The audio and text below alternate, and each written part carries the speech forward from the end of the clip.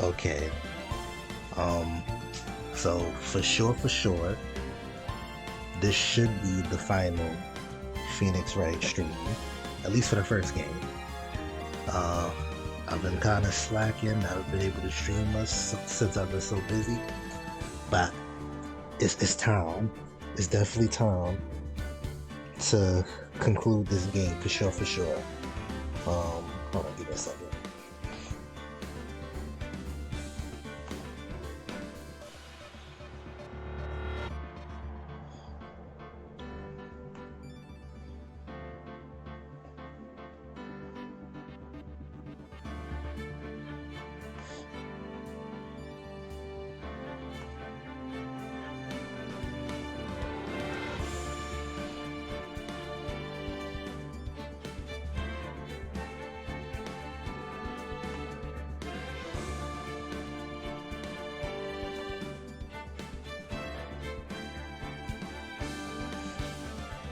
Okay, but yeah, um, let's get into it, and yeah, it's about time to finish this game up. So let's go right into the trial, since that's where I last stopped off at.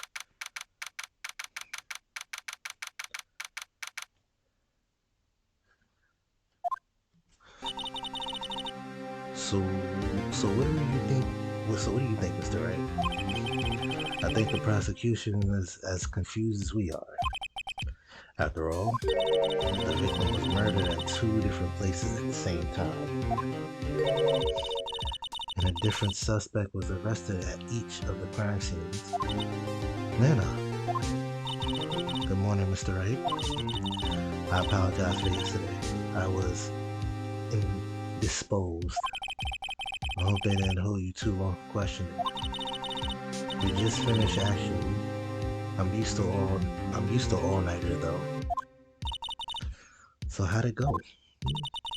It's as Mr. Wright suspects. The police are clueless. I figured as much, so I struck a plea bargain. A plea bargain? What do you mean by that? We agreed that if I told them the truth behind this simultaneous murder, they wouldn't seek capital punishment. That's what I mean, Emma. Elena, don't tell me you... Much to my regret, I am as in the dark about this as they are. Miss Sky. We found trace evidence of a certain person in the police department's evidence room. They belong to Officer Jake Marshall. What kind of trace evidence? Bloodstained fingerprints to be exact. Serious. That's the trump card I have up my sleeve today. You do understand what this means, don't you? In order to defend my sister, you're going to accuse Mr. Marshall? We have to play the cards we're dealt. Is that right, Miss Sky? Do what you have to do, Mr. Wright. I will. February 24th, 10 a.m.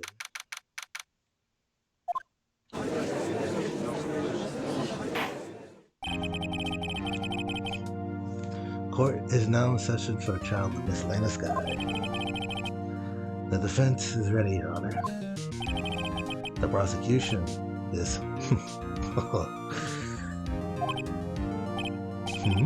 I'm afraid you have to clarify. It takes 30 minutes by car to reach the police department from the prosecutor's office. Yet the victim, Bruce Goodman, was slain at both places at the same time. But that's not physically possible, is it? What's more, I hear the victim from the evidence room just disappeared. Yes, and the body eventually reappeared in the trunk of Mr. Edwards' car. Wow, this is one messed up trial. One of my duties as prosecutor is to present impartial evidence. Today, I will present evidence relating to the murder of the police department. In so doing, I believe the way in which we should proceed will reveal itself. Now that's what sets Mr. Edwards apart. He sounds so on top of things. Jesus, can you like swallow a bit harder? I'm sorry, this girl is 16, right? Never mind, she don't know any better. Even though he doesn't know what's going on himself. And that's supposed to be an admirable trait? Yeah, exactly. Very well. Let the trial resume. On the day of the crime, what exactly transpired at the police department? Mr. Edgeworth, you may call your first witness of the day to the stand. Can you back up, Cat? Thank you. For its first witness, the prosecution calls the suspect of the murder that occurred at the police department. The suspect, you mean the so-called murderer? Oh boy. Things are getting wild from the get-go.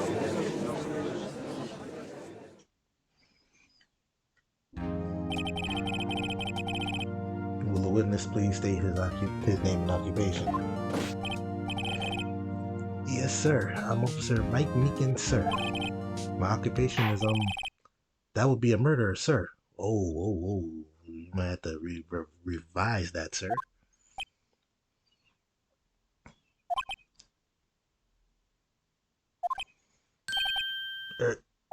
So you're telling us you're a professional killer?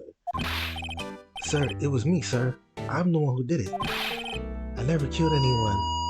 Again, sir, you gotta believe me, sir. Actually, what we like to hear from sir, what you would call part of the younger generation, sir. I'm what you would call part of the younger generation, sir. The person whose actions adults can't possibly comprehend. Please, Mr. Edgeworth, sir, help me, sir. Officer Meekins. Yes, sir. Give us your report of the crime. Consider that in order. Yes, sir, as you wish. After all, I am part of the generation that must be told what to do, sir. You can't fault him for a lack of enthusiasm.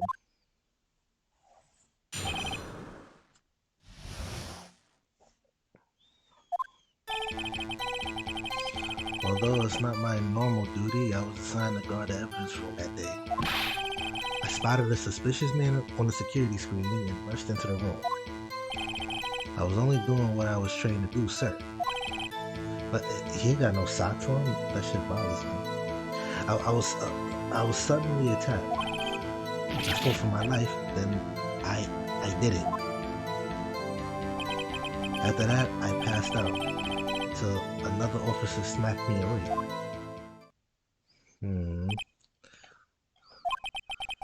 So the victim, Detective Goodman, attacked you?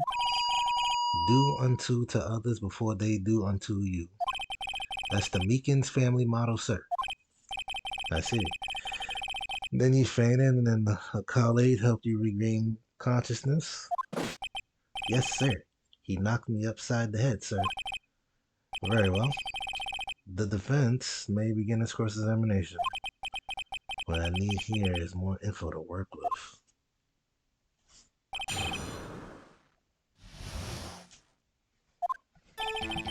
Although it's not my normal duty, I was assigned to guard it, okay. Oh, no, let me press on that. Mr. Meekins, you work in General Affairs Departments, do you not? Yes, sir. I'm in charge of hiring new recruits, sir. Yikes, now this is scary thought.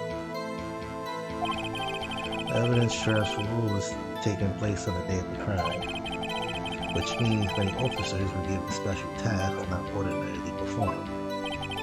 I was in charge of guarding the Blue Badger, sir. The Blue Badger? Yes, sir. The lovely police mascot created by the chief of detectives, sir. I was to ensure it wasn't broken during the transfer process. That was my sole mission for the day, sir. Interesting. Let's see. Sounds like a very important mission. After the award ceremony finished that day, there were so many people running around that I relocated the Blue Badger to the evidence room. Oh, so that's why you went to the evidence room. Tell us, what did you see when you got there? I spotted a suspicious man on security screen and rushed into the room. I was only doing what I was told, what I was trained to do, sir. I was suddenly attacked. Oh, I want to press on stuff. That's what I want to do. In order to enter the evidence room, you need an ID card, am I correct? Precisely, sir. I have one right here around my neck. So then your ID number should be listed on here, right?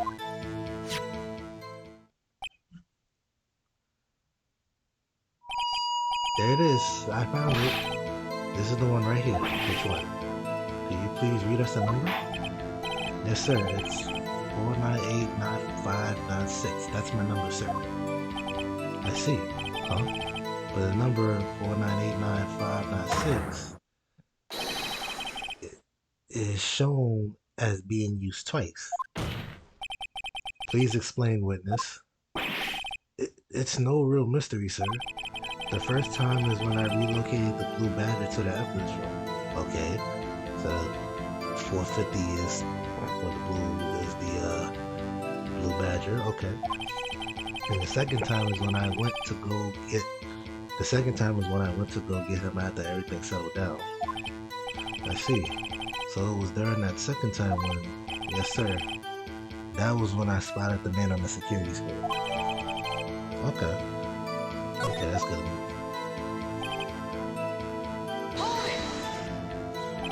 So you were attacked? Can you please tell us exactly what happened to you? It was a knife, sir. A knife. Detective Goodman pulled a knife on you? What happened then? Well, with me charging in on him like that, he looked as surprised as I was. You aren't exactly the kind of person someone would want to run into. That's when I reacted, sir. I swung my arms like an octopus. Okay, that's a very odd description. Swung my arms like an octopus, struggling to detain him. That's how I got this gash on my hand. Okay, so he got his hand cut. Maybe if you just keep your cool, your hands wouldn't be... When I saw the blood trickling down my arm, I panicked. Okay, I mean, as expected. I grabbed the man by his collar. I fought for my life, then I did it. What exactly do you mean when you say you did it? I know I don't look the type, but I'm really into Kung Fu films, sir. Oh no. The man let his guard down for just an instant, so I snatched his knife from him. You took his knife? I spun him around and performed a disarming maneuver. Disarming maneuver, huh? I made sure to close my eyes like a man. I'm pretty sure a man doesn't do that.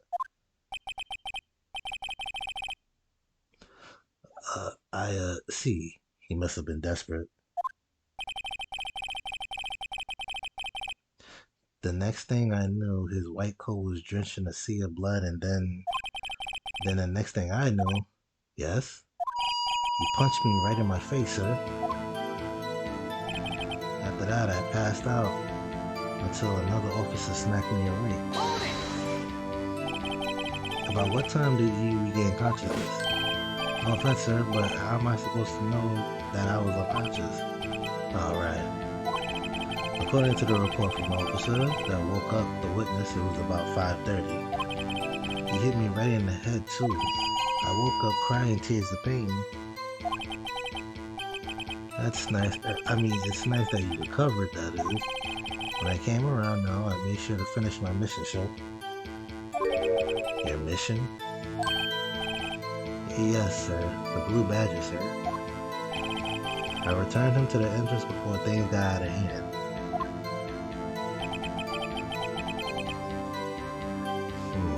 Well, we can all rest easy now.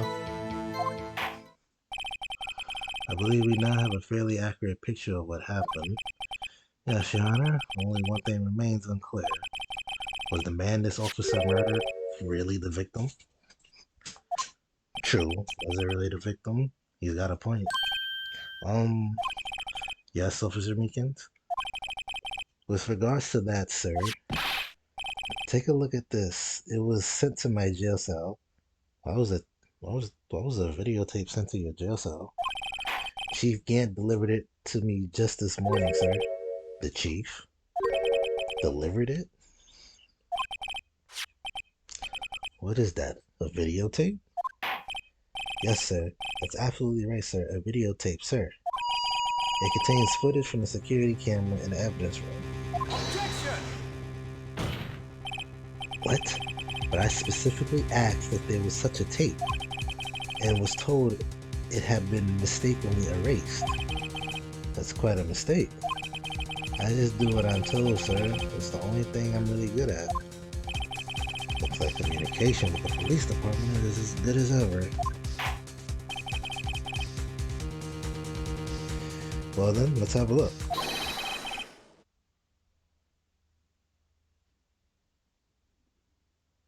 Show us the video of you murdering the victim. Oh, please stop using that word murder, sir. It scares me. A video of a real murder. Just what are we getting ourselves into?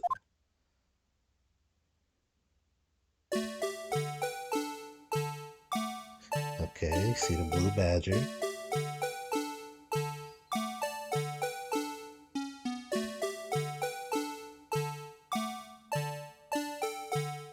Okay, so that's Goodman, supposedly.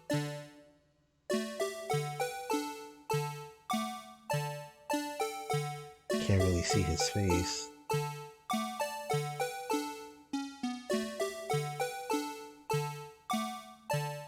There goes Meekins.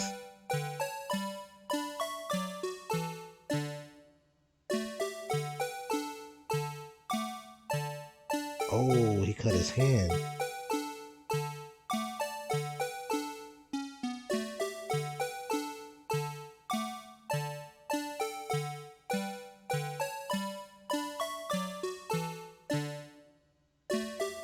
Meekins is knocked out.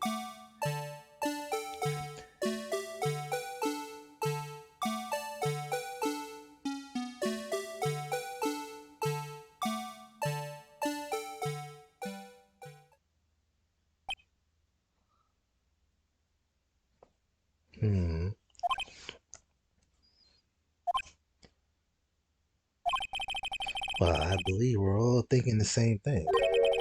How can we deal with these unsettling feelings stirred within us? What the hell was that wriggling piece of plywood? Sir, that is the pride and joy of the entire criminal affairs department, sir. It's the Blue Badger, sir.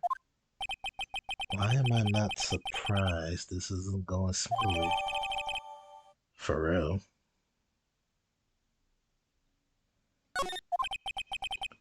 Yes, well, anyway, this tape seems to prove that the witness did encounter someone in the evidence room and sort of activity did take place.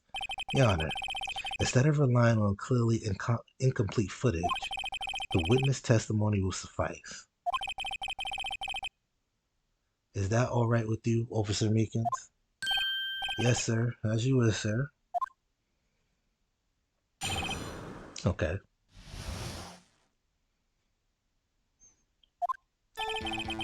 His face can't be clearly seen in the video, but there's no question that the other person was Detective Goodman.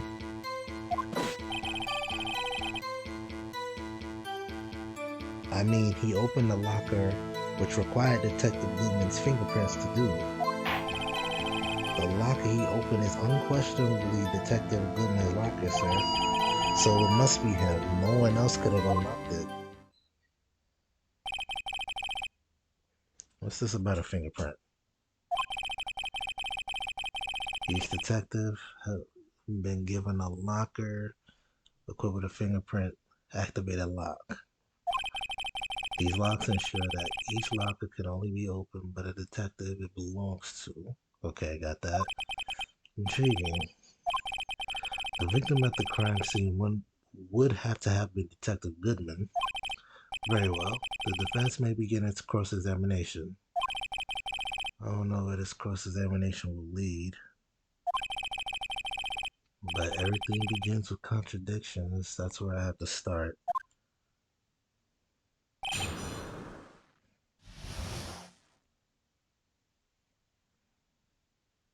Let's see.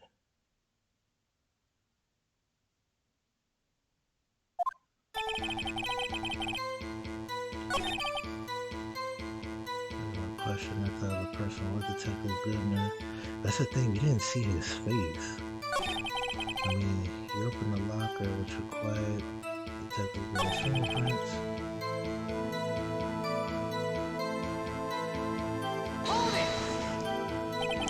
How do you know that information? I've heard rumors, sir, from people in the know, sir. People in the know. The workers in the department cafeteria, sir, they keep me informed. They also listen to my romantic trouble, sir. For the record, the open locker did indeed belong to Detective Goodman. I verified this information through a more reliable source. So the victim opened the locker with his own fingerprint. So it must be him. No one else could have unlocked it. However, the most important detail is not shown in this video. The man's face. Sir? If I may say something, sir. Please do. After all, you are the one being examined. I don't understand why the man's face is so important in this case, sir. I mean, it was his hand that opened the fingerprint lock. And it was his hand that tried to thrust his knife into my body, sir. My unsettled state can testify enough to this, sir.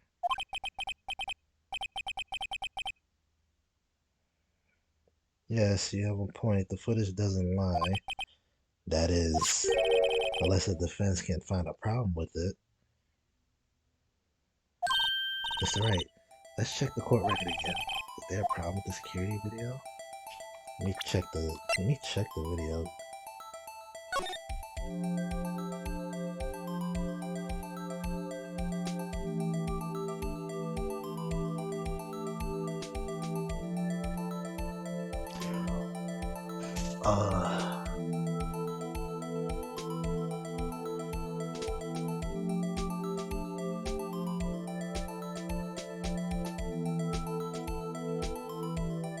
Wait, is it the light?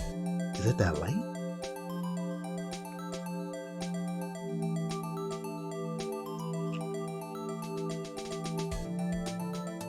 Was it the light? Or was it something that fell out of the locker?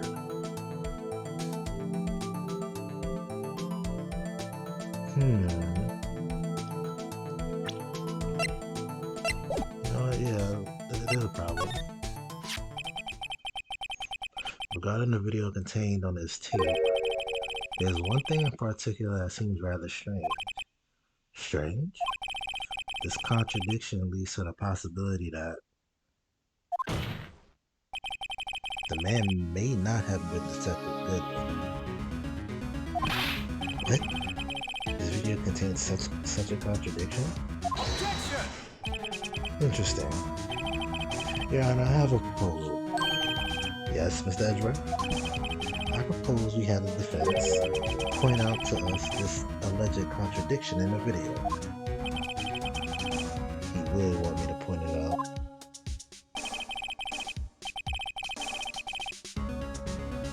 Very well.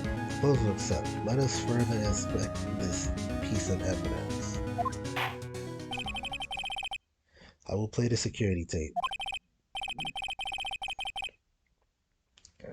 Mr. Wright, please show us what contradictions you speak of. I have to point out a problem in the video? This is the first time I ever had to do that. You can do it, Mr. Wright. It's set up so you can fast forward, rewind, and pause the video. Just take a good look and be sure to point out the right thing.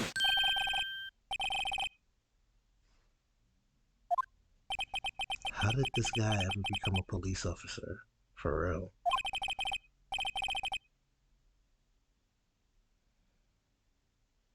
Now then, Mr. Wright, please enlighten us.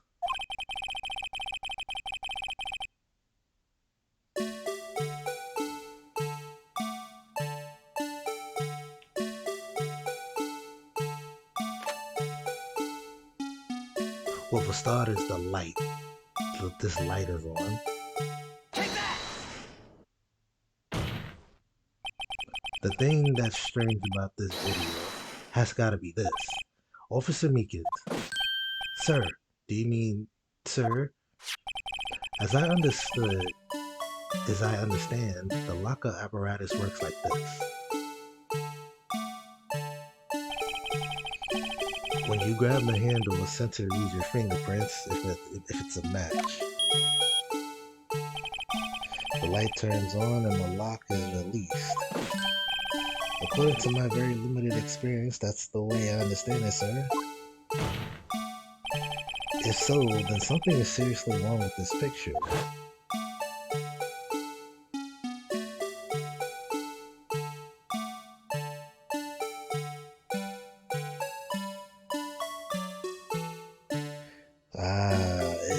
It's actually opened already.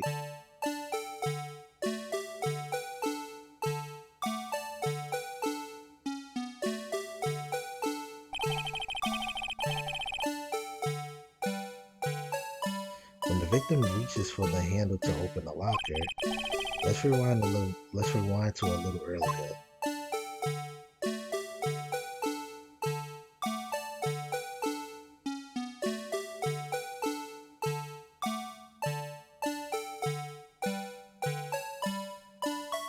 Yeah, so here, notice the light? What's this? It's already lit. Precisely my point, Your Honor. The locker was already open before the victim grabbed the handle. Ah! Order. What's the meaning of this? It's very simple, Your Honor. The locker wasn't locked on the day of the crime. But the locker locks are controlled by an electronic system. When a door is shut, a sensor is triggered, and the locker is automatically locked. Oh, I know. It must have broken down. Of course, I'm not an expert at this. That's not likely, Your Honor. The sensor will detect and report any malfunction. Oh, well, it just goes to show novices should keep their mouths shut. So then, Mr. Wright, do you have an explanation? Your Honor? Yes. Why wasn't the locker locked? That's a good question. Me, Your Honor? Yes, well, you see, this isn't exactly my field. What do you think, Miss Scientific Investigator? Huh? Oh, maybe something like jam the system sensor? Something jam the system sensor, say? There's something else that seems out of place in this video. Yeah, I thought so too. There's gotta be another clue somewhere in this footage. Very well, let's inspect the video once more. The locker wasn't locked, Mr. Wright. Please point out the cause for this. Okay. So here he comes. Oh, that was the glove. Got it.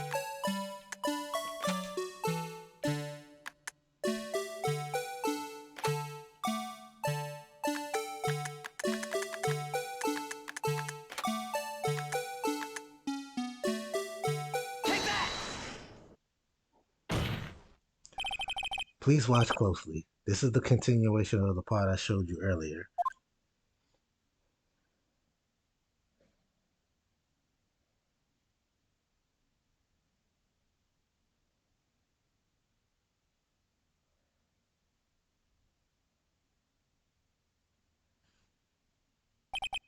Got it. That makes sense.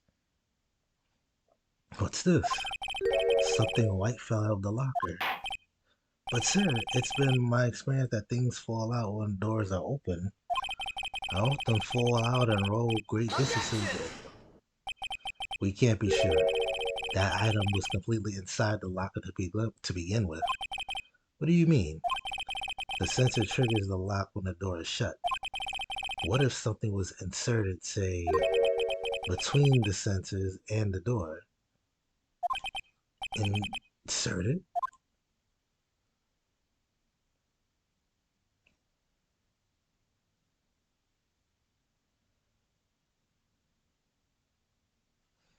This makes sense. That makes sense.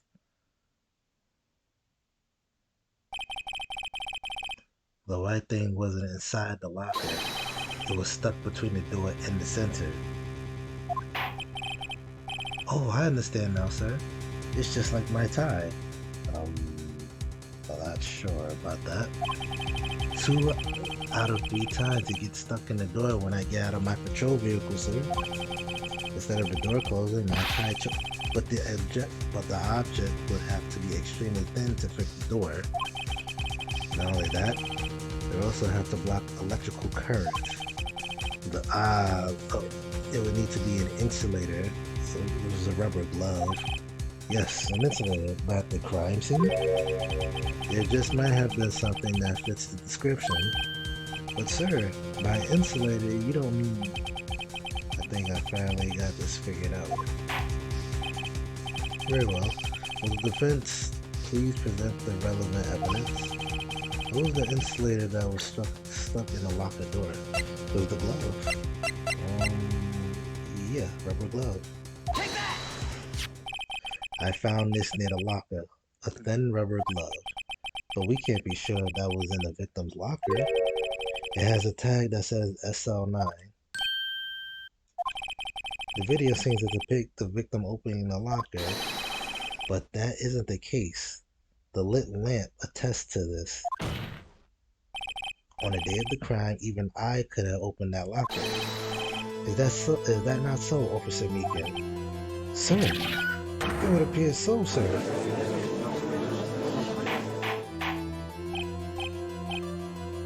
Order.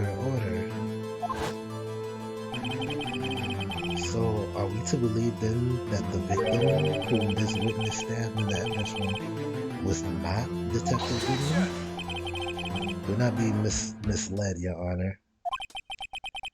What do you mean, Mr. Edgeworth?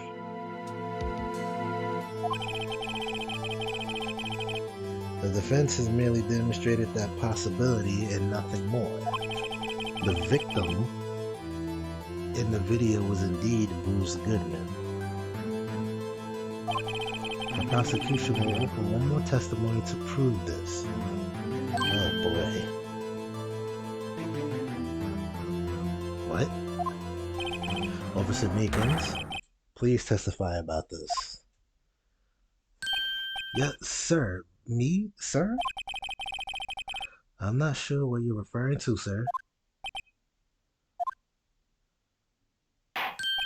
Oh, you mean that, sir? Of course, sir. The man is absent-minded. Is this a joke? Very well, begin your testimony.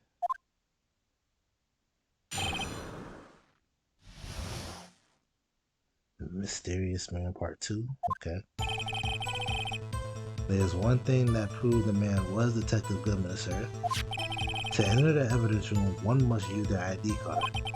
When the ID card is used, there's a record of it. Okay. At the time of the crime, the detective had used his card. An ID card record, I see. I have the ID card record right here, Your Honor. The ID used at 5:14 is that of the victim? Just before the crime. Yes, without a doubt, this is the victim's ID. However, one thing does strike me as unusual. Several hundred cases should have been due for transferal. Why were there so few people using this room? This particular evidence room is only used for storing certain special cases. Special cases? Extremely violent cases involving police staff. Just hearing that makes my hair stand on end. Me too, although it doesn't make much of a difference. There was only a few cases up for transferal there. Most were cleared up by noon. Right, I see. Now let us move on to the cross-examination.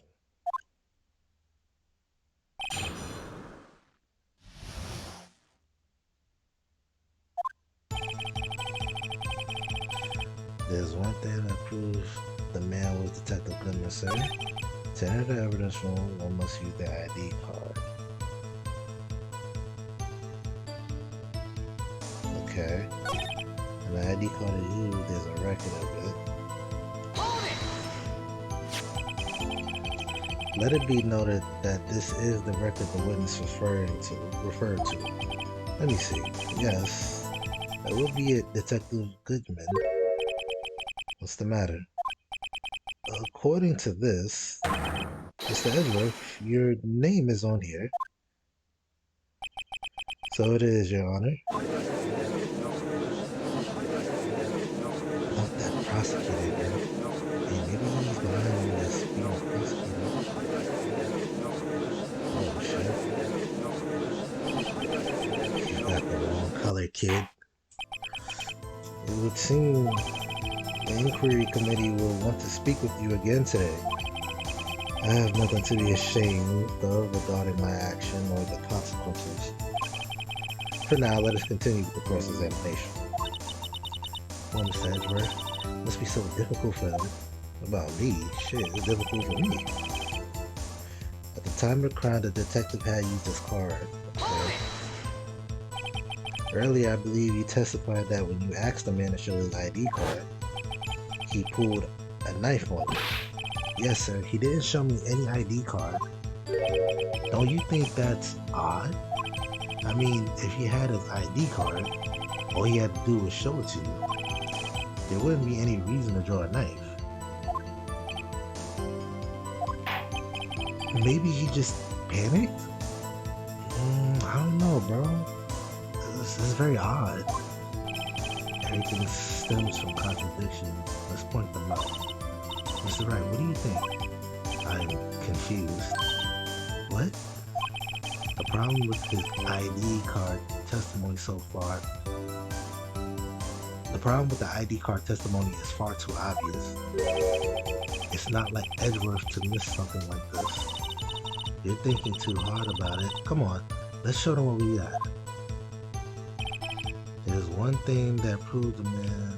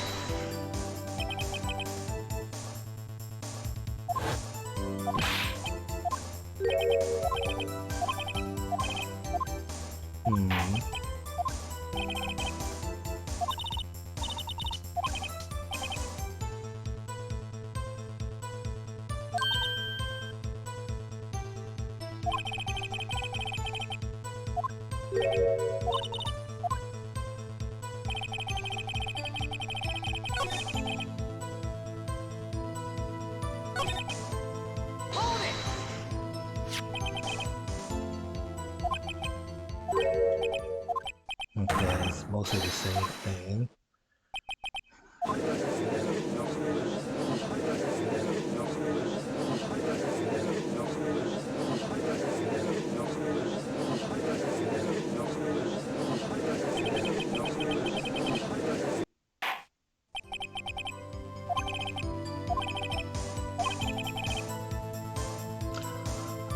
You know what it is? I think I'm coming to the realization. If I'm correct, if I'm correct,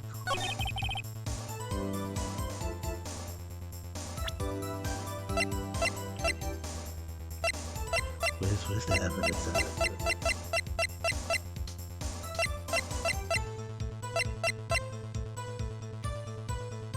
He actually lost his ID. I think that makes the most sense. He lost his ID.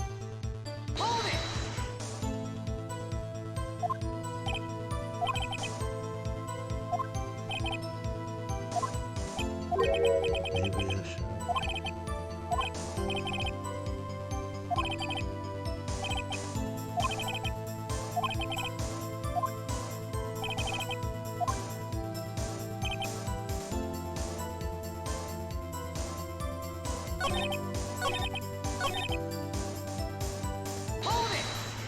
I keep pressing the wrong button.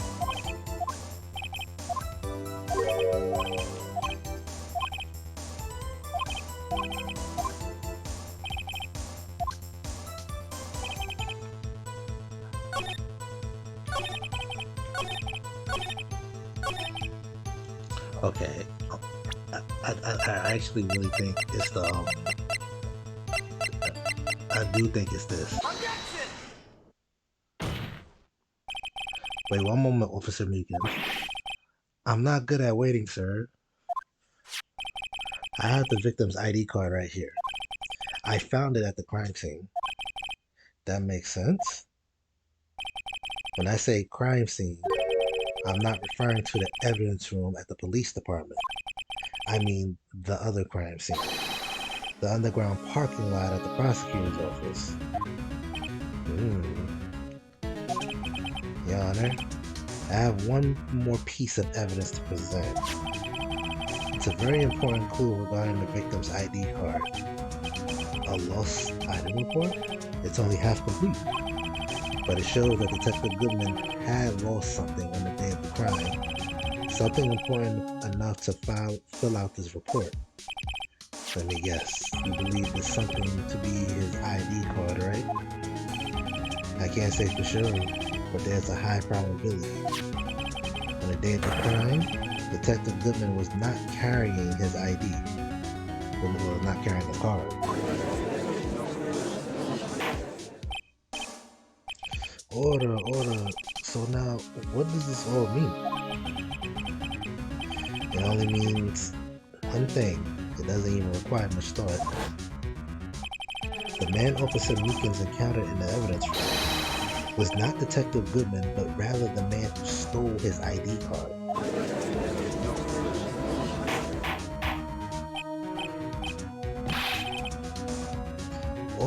Order. Does the prosecution have a response? I have only one thing to say to the defense. Bravo, Mr. Wright. Bravo. Allow me to summarize the defense argument.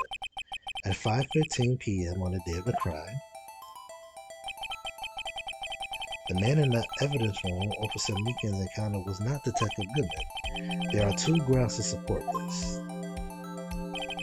First, the locker in the evidence room was already unlocked. Second, the victim lost his ID card. Am I correct so far, Mr. Wright? Yes. What's he up to? That being the case, we must inevitably arrive at a single conclusion. If the victim in this video is a fake, then the murder in the evidence room is also fake. In other words, the security camera does not show the instant of the murder. That is, well, I guess that's right. Is something wrong, Mr. Wright? Only moments ago you seemed content to be pointing your fingers around. This isn't going to end well. Well, it seems you finally realized exactly what you've gone to such length to prove. Explain yourself, Mr. Edgeworth. The defense has already done the explaining for me. The victim in this video is a fake, which means a murder did not take place. Ah, shit. Oh man, this fucking brings the shit. Ah, damn, this brings the heat back on Lana now. Oh gosh. At the police department at 5:15 on the day of the crime. So, the real crime only took place at one location, the underground parking lot. At the prosecutor's offer, the murderer being Miss Lena Sky, the defendant. The evidence is compelling. A trustworthy witness observed the moment the defense used the murder weapon. Yeah, I just thought about that too. Shit.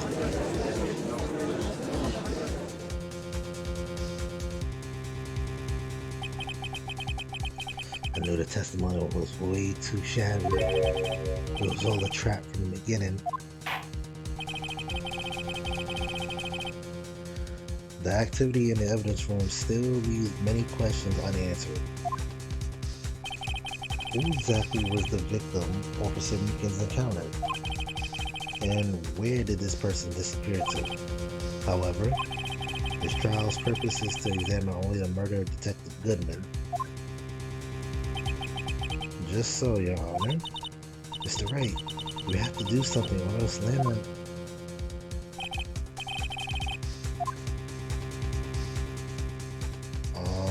Shit.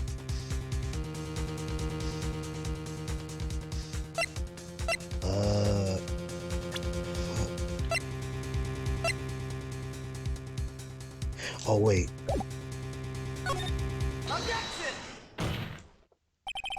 One moment, Your Honor. What now, Mr. Wright? Don't tell me you're objecting to what you've just proven. Of course not. But I almost walked right into the prosecution's trap. What are you talking about? The cross-examination has proven one thing and one thing only. The security video did not show the actual murder.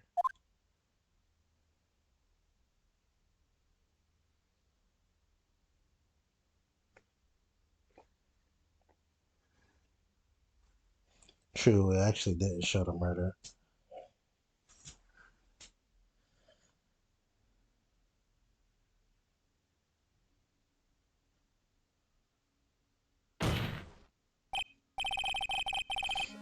However, it cannot be said that it is unrelated to the murder in the parking lot.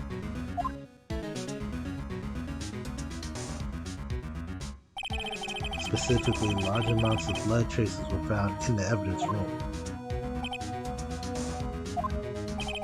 The defense demands further examination into the truth of this matter. Mr. Edgeworth? Yes, Your Honor? If this court were to examine this further, the witness will be necessary. Is the prosecution prepared? I'm sorry, Your Honor. The prosecution considered the incident at the police department to be unrelated. We have not prepared any other witness for this incident. This just might be my chance. Time to call a certain Texas Ranger to the stand. Mr. Wright, do you mean... Your Honor, the defense would like to request a specific witness. Oh? Who do you have in mind? Someone we have a reason to believe knows the truth. The truth behind the activities that took place in the evidence room. The prosecution requests to hear this person's name before deciding whether or not to comply. Very well then, Mr. Wright. This person whom you would have testified. What is his or her name? My cowboy partner, Jake Marshall. Officer Jake Marshall. Why him? I can't let Edgeworth know everything just yet. He's in charge of the evidence room. I feel we should hear what he has to say. The prosecution agrees to the defense request. Since he was responsible for guarding the room, we should hear his testimony.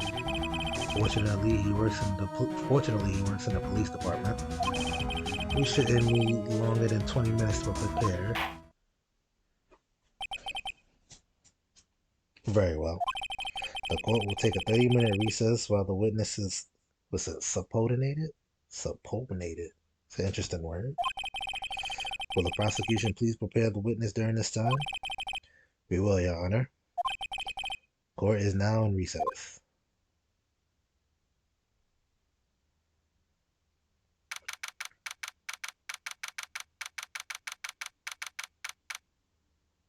February 24th, got it.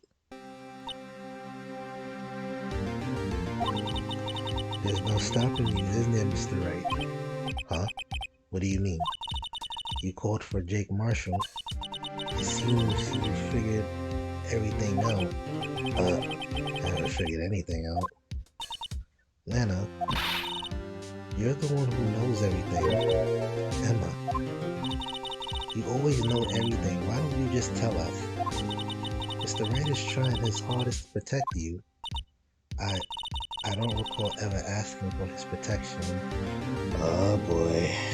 Sound like the modern woman. How can you be so cold? Don't you trust us? Don't you trust me? Hope I'm not interrupting anything, pals. Oh, good. We needed somebody to brighten up the mood. Jesus.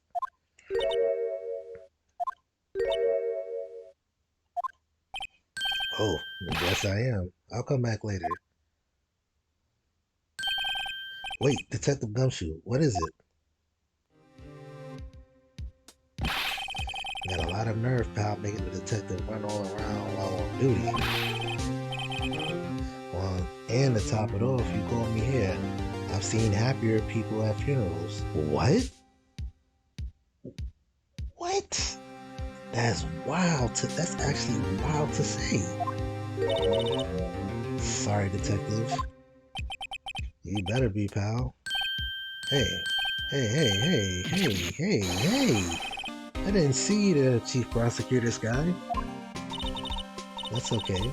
So what have you brought? So have you brought what I asked? Oh, ho.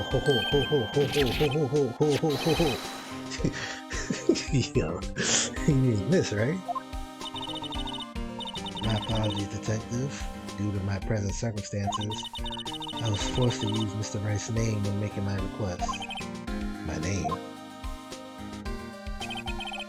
Never in a million years would I have thought it was you who asked me.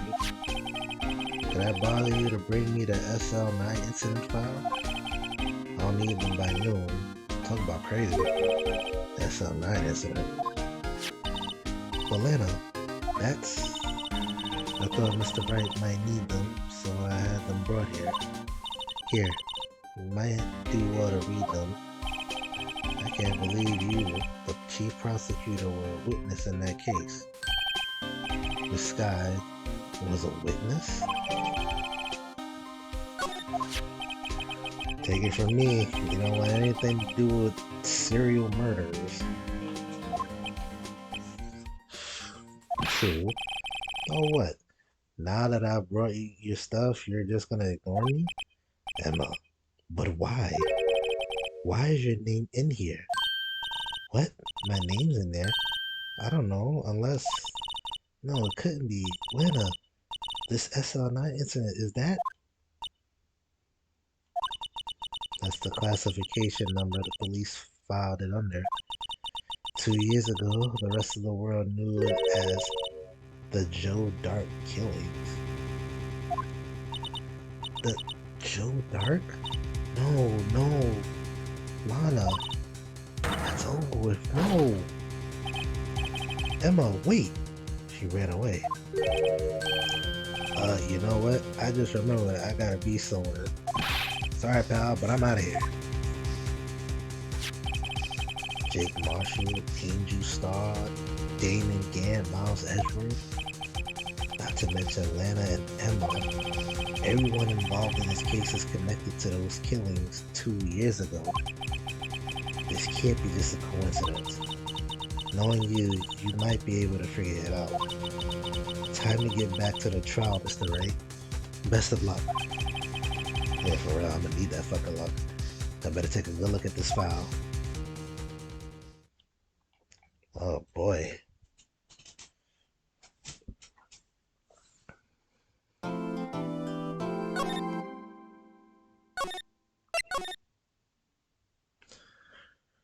Okay, on to the next. On to the second half of the trial. Jesus, because this is a long ass trial.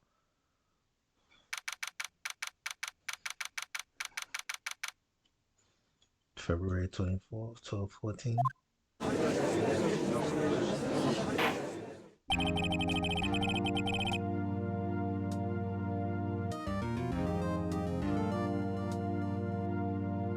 The court will now reconvene for the trial of Miss Lana Sky. And we didn't come back.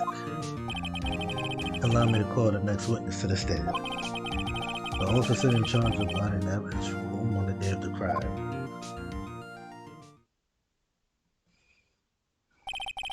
Witness, please state your name and occupation. Me, partner? Oh, I'm just a man same as you, wandering the trails of civilization. Occasionally helping the elderly cross intersections when needed. Yes, we get it. Oh, I know, you're a patrolman. As for my name, if you listen hard enough, you can hear the howling wind calling it out. To be exact, it's Jake Marshall, Your Honor. Howling wind. I've never heard Edgeworth described that way before. Now, Mr. Marshall, let me ask you something. You were in charge of guarding the evidence room on that day the crime took place. Is this correct? According to the papers, partner. What do you mean? A desperado's soul is as boundless as the desert sand. No paper can sum it up. So, yes, in other words. Maybe it's best we get on with this quickly. Please share with us your testimony the day of the crime. In plain old English.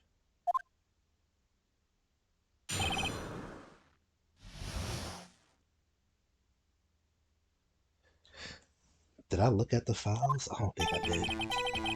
My job was to keep a wary eye on that bone orchid. They said I was supposed to make rounds 3 times a day, but that ain't my style.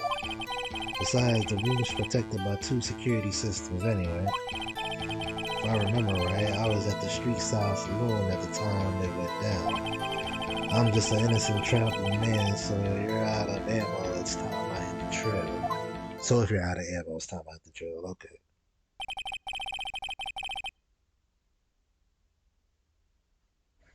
Can't say I particularly care for your attitude. Can't say I care for your beard, but you don't see me complaining. Yeah, this man. This man is a straight up savage. Wait a minute. What do you mean by 2 security systems? I mean the security cameras and the ID card reader. I reckon even a cowpoke like you knows about those. Yes, well, what about the fingerprints activated locks on the evidence locker? Fingerprints activated locks? What kind of newfangled doohickeys are those? He's not being very helpful. He's not that good. He's not that good with machines or following orders. Everyone's got their weakness, now don't they, Mr. Prosecutor? This one seems like trouble. Okay, Mr. Wright, he's all yours.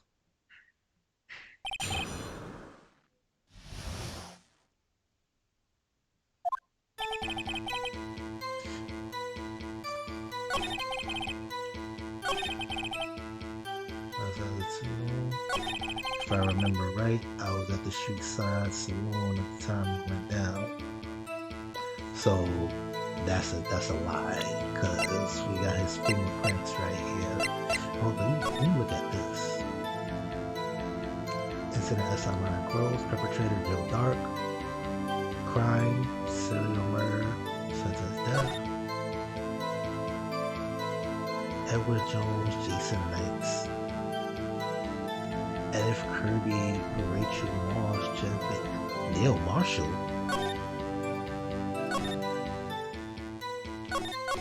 Is that the brother? Or is that like a father?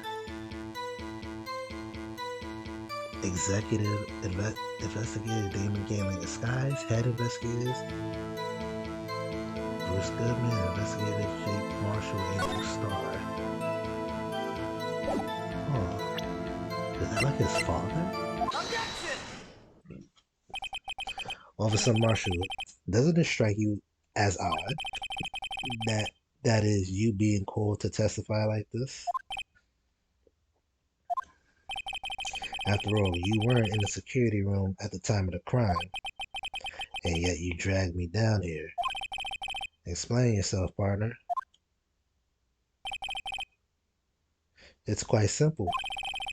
You left a very large trail behind at the scene. Or to be exact, a handprint. Listen real good, partner.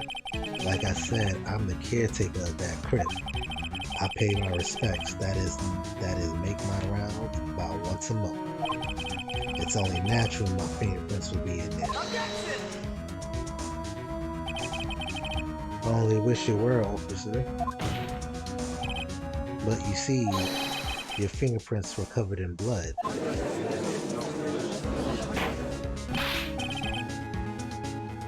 Witness, what's the meaning of this? Your blood-stained fingerprints were at the crime scene? The blood was wiped away, however. A luminol test clearly revealed this. Well, Officer Marshall, it seems to me there ain't a person in this room with a head on his shoulder. I take it you have an explanation then, Officer Marshall, about the blood-stained fingerprints? Very well, you may begin your testimony about your fingerprints found at the scene of the crime.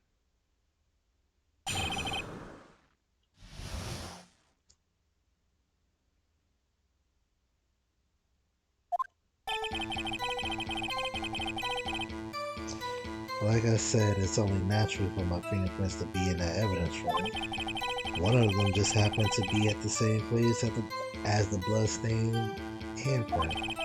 The murderer touched the locker when my fingerprint was by chance.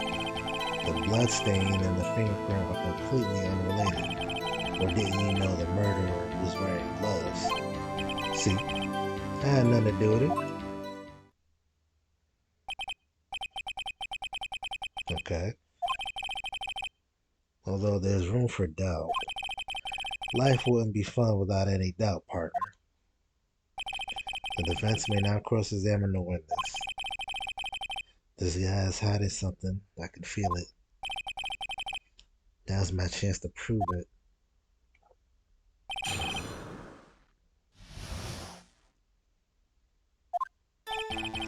Like I said, it's only natural for my fingerprints to be okay.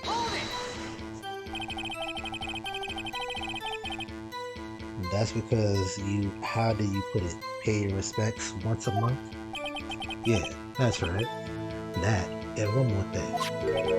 That locker happens to be mine. What? What do you mean? I mean what I said. That's the locker I used when I was a detective. The locker I still use. All that and there now, though, is a heap of broken dreams. Let's see. It'd be strange if my prints weren't all over that locker. Apparently his fingerprint data was never removed from that locker's programming. You must have been using the fingerprint lock all this time without even knowing it.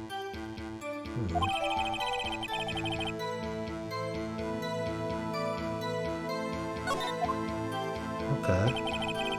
One of them just happened to be at the same place as the bloodstain.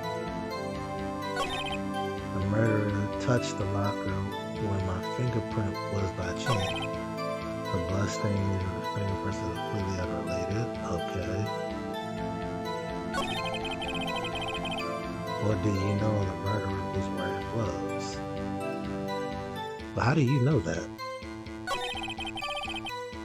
Yeah, how do you know that? How do you know that? Yeah, like he just read my mind. I may be a loner, but I still do my job. I keep up on the reports. There was a bloodstain at the scene, though, to be left by the murder. That's right. It was found on Detective Gumshoe's locker. However, no fingerprints were detected on that handprint. Oh yeah, I thought we tried that too. So that would mean the murderer wearing gloves happened to place their hands on top of Officer Marshall's fingerprints. That's the only logical conclusion. Are you starting to get the picture, partner? The picture? This seal of blood in the desert is just food for the buzzard. Really? There's only one reality, and that's this. Security tape.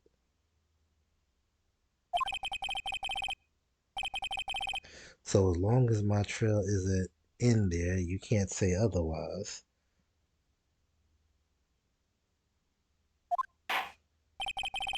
This isn't getting us anywhere, Mr. Wright. Please consider carefully where you're going with this cross-examination. Yes, Your Honor. Now then, continue your testimony, Officer Marshall. Too bad it wasn't me in that video, right, partner? What do you mean by that? You want to tie me to this crime, isn't that right, partner? If so, that video is the only direct evidence you have. But the video is next to useless. It's full of blind spots. Blind spots? Places you can't see.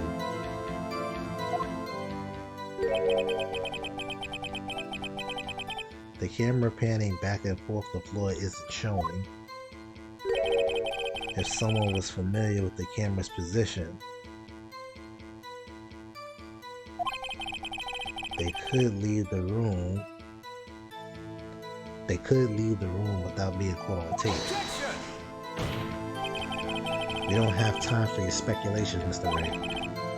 Well, Mr. Wright, if you can show us evidence in this video that indicates Officer Marshall was present, please do so now. In the video.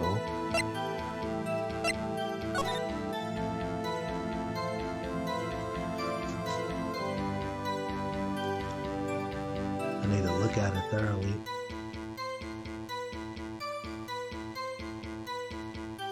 Okay, so that's Goodman. Well, Jake, I guess.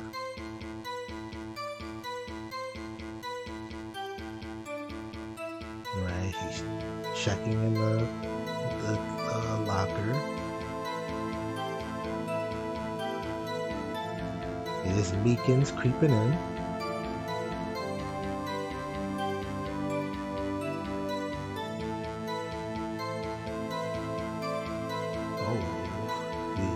He cut his hand. They get into a tussle.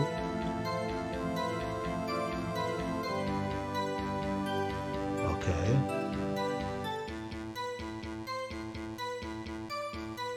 So Meekins is knocked out cold here. Is there really anything missing?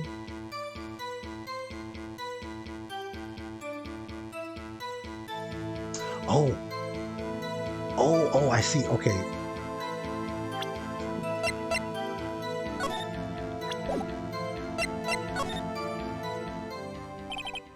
Very well. Allow me to point out your mistake, Officer Marshall. Tread carefully, Mr. Wright, or you might wind up being the one making the mistake. Ugh. Now then, let's have another look at this video. Show us this. Let's go fast forward.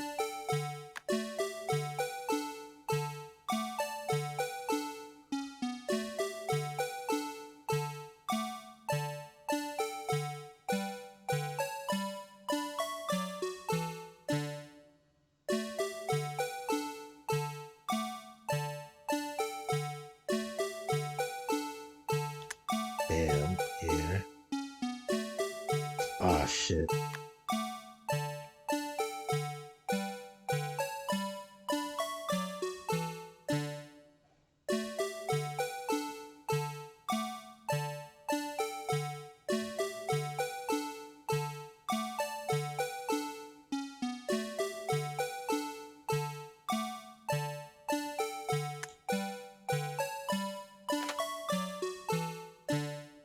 There we go. Bringing our attention back to the security camera is a mistake I'm afraid you soon not forget, Officer Marshall. The days are short in Texas, and so are our tempers. Could you sum up what you have to say in 8 words or less? Very well. You can clearly be seen in this video. Exactly 8 words. Not bad, partner. The key? lies in a certain locker shown in the video.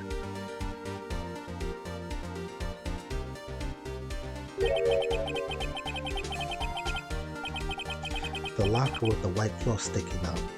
That was the witness, I believe. Now then, let's rewind the video a bit.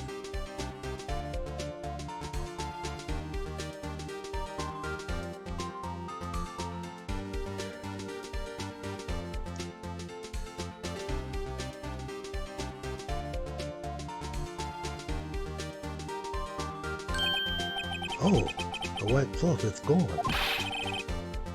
What's the meaning of this, Officer Marshall? When the crime took place, the white cloth wasn't there. Then it suddenly appeared. There's only one explanation. Officer Marshall, you were in the evidence room at the time of the crime. What's more, you opened your locker when the camera was turned away.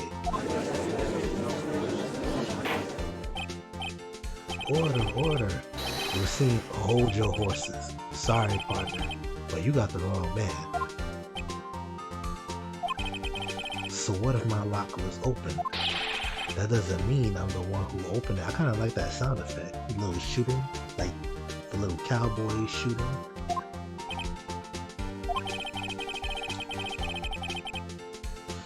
The murderer needed to hide something, so he opened a locker and stuck it in. It's not my fault he happened to choose mine. Why is everyone staring at me like I'm a wanted man? Because this guy isn't just playing dumb. He really doesn't know. I hate to rain on your parade, but you're the only person who can only open that particular locker. Oh yeah? I call your bluff. You say I opened that locker and I proved it.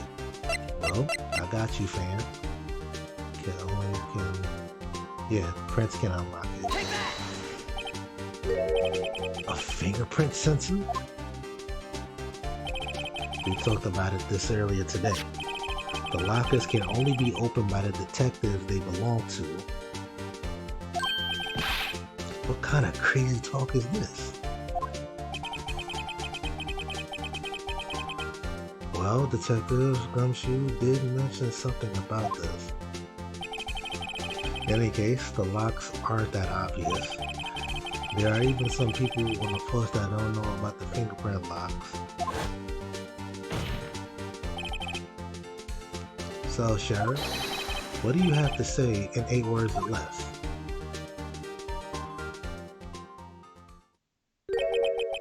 I only got 1 word for you, partner. No! That was kind of a cool breakdown.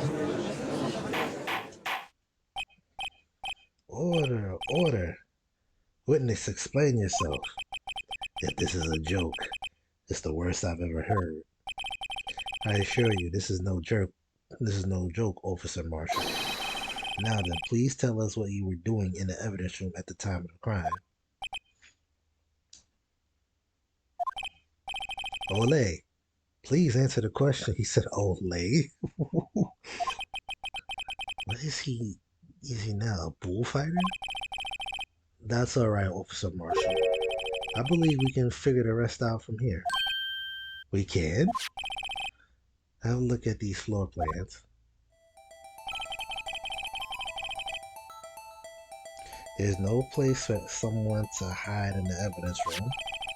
Yet Officer Meekins didn't see Officer Marshall. If that's so, then where was the witness? It seems Mr. Wright has an answer.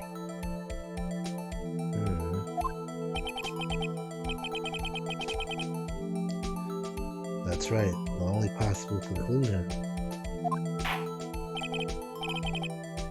Well then, let's hear it. Where was Officer Marshall at the time of the crime? Oh, I just got it. He was Officer. He was parading as Goodman. Officer Marshall was standing right here. There, but that's where the victim, Detective Goodman, was. Correct. Unless the man wasn't Detective Goodman.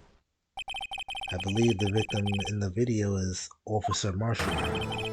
It was you dressed up like Detective Goodman. But that's preposterous.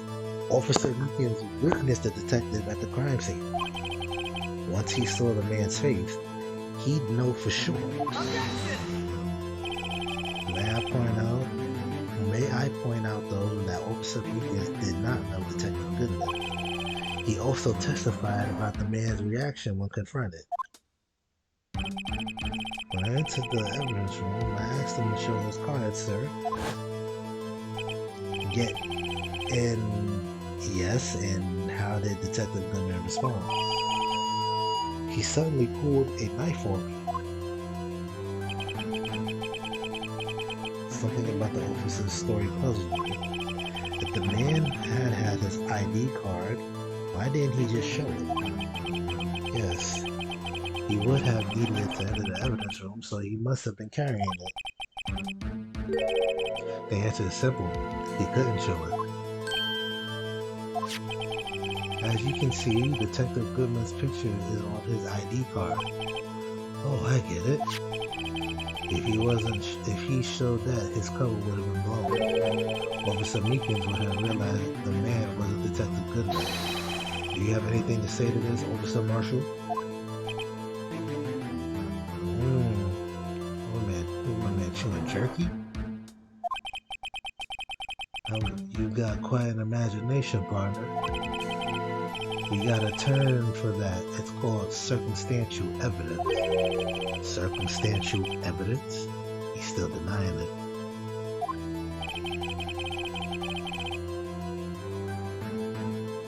You're gonna have to do better than that to break a detective. Unless you have hard evidence proving I dressed up as the victim. I can't say I particularly care for your uncooperative disposition. I can't say I care for your beard, but you don't seem to complain. Well, Mr. Wright, do you have any evidence proving beyond a shadow of a doubt that Officer Marshall dressed up as the victim? Shit, I'm not even sure. Well, I'm not kidding. I don't have anything like that. I can see the fear in your eye, partner. Seems you're the one who couldn't take the desert heat. This can't be happening. It's so obvious he's the one. What can I do?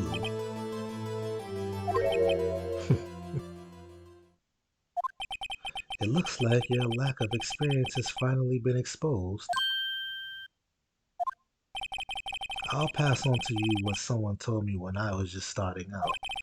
When you've run into a wall with no place to go, return to the basics. The basics? For me, that would be what Mia used to tell me. Phoenix, try thinking outside of the box. I shouldn't look for proof that Officer Marshall was in disguise, but rather I should look for evidence that came about because he was in disguise. What does that mean?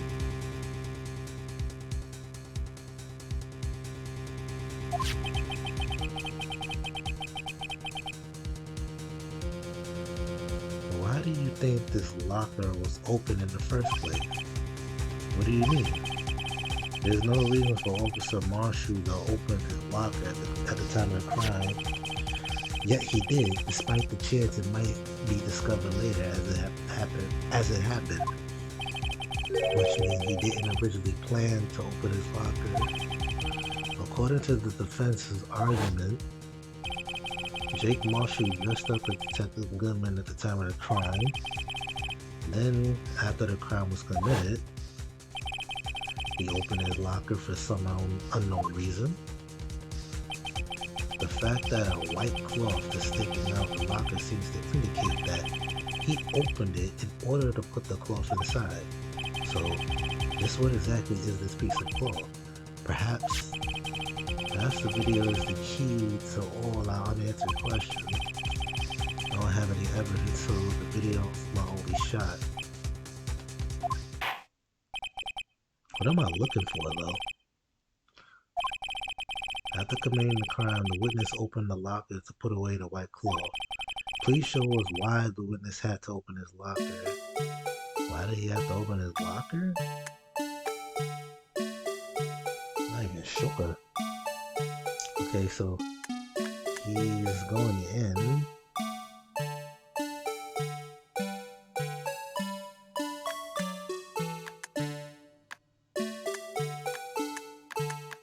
Meekins is coming through.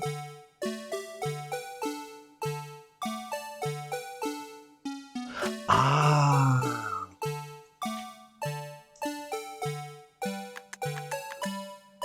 Meekins' hands got cut in the blood. That might explain that. Take that! For some reason, you disguise yourself as Detective Goodman and enter the evidence room, though I don't know to what ends yet. However, something unexpected happened. Officer Meekins barged in on you. When asked to show your ID card, you pulled a knife on him. However, Officer Meekins panicked, and the white coat you were wearing was soiled with blood. A bloody white coat? You couldn't just walk out like that, so you hid the coat in your locker. Not bad, partner.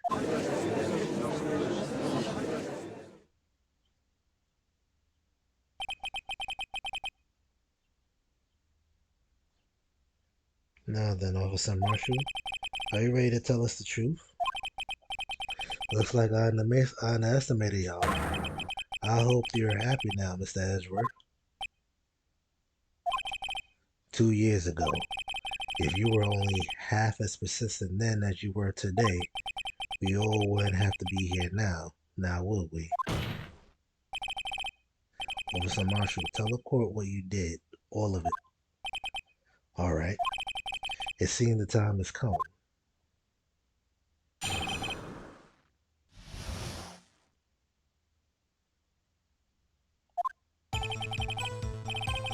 I had to do it that day. I couldn't just stand by and let it die. I stole the detective's ID and dressed like him. I planned to take out the evidence. I wasn't expecting Officer Meekins. I knocked him out. I managed to escape. I knew which areas wouldn't be caught on the camera. There wasn't any murder in the evidence room at 5:15.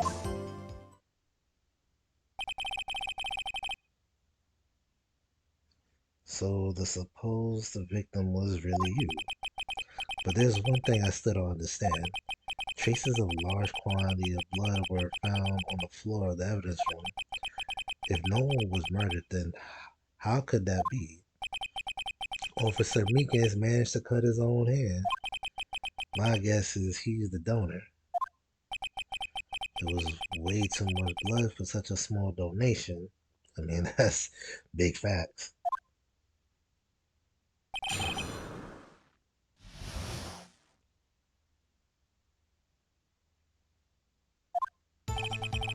I had to do it that day. I couldn't just stand by and let it die. Hold it! When you say it, you mean, do you even have to ask, partner? That's how 9 and 2 years have passed since that case was closed. It was going to completely end with the transfer on that day. Not if I had anything to do with it. That incident's not over. But what did you hope to accomplish by sneaking into the evidence room? When a case is closed, only that case lead detective can look through the evidence. I wanted to have a look at it myself one more time.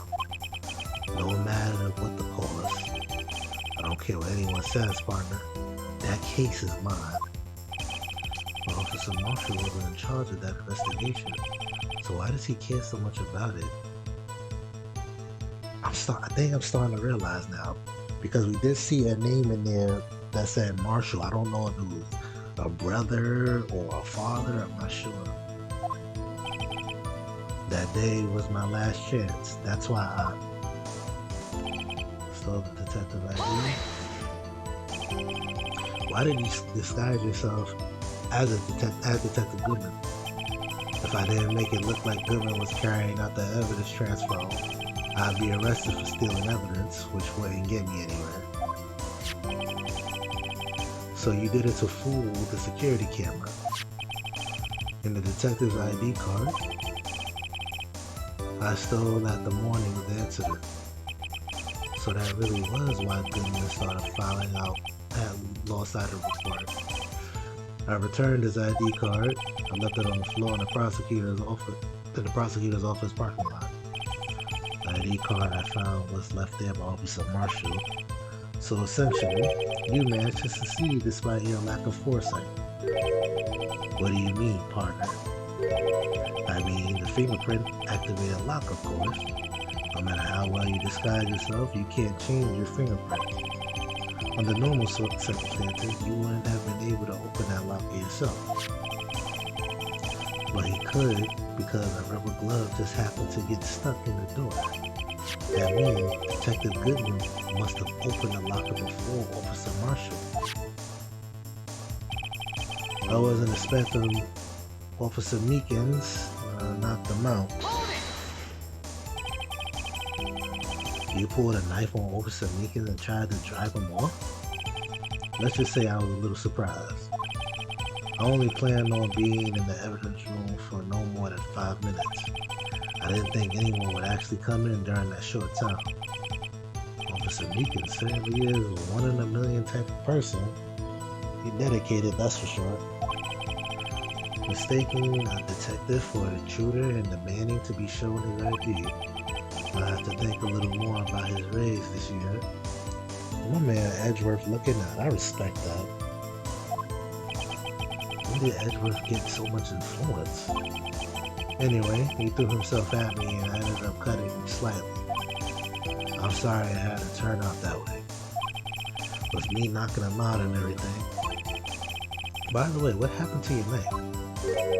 Oh, you mean this one? Bro, you're like shaving yourself with a blood knife? You don't know what type of shit that man got in his blood. I don't know what to say. So you knocked Officer Meekins out and managed to escape. I knew which areas wouldn't be caught on the camera. So you did your research beforehand.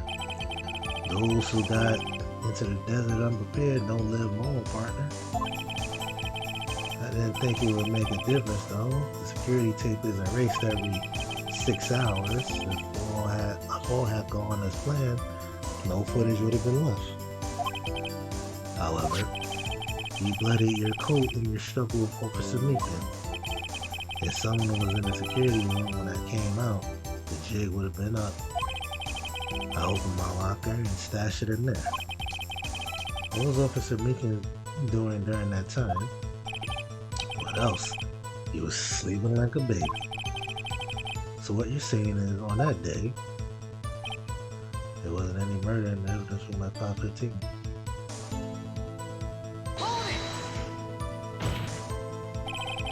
But the blood found at the scene certainly indicates a crime took place.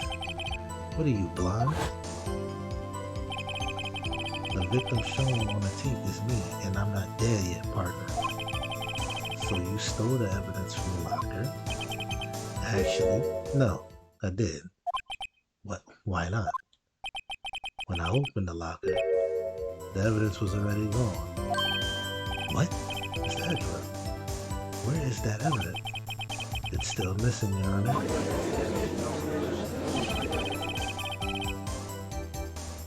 Detective Goodman's locker was already empty.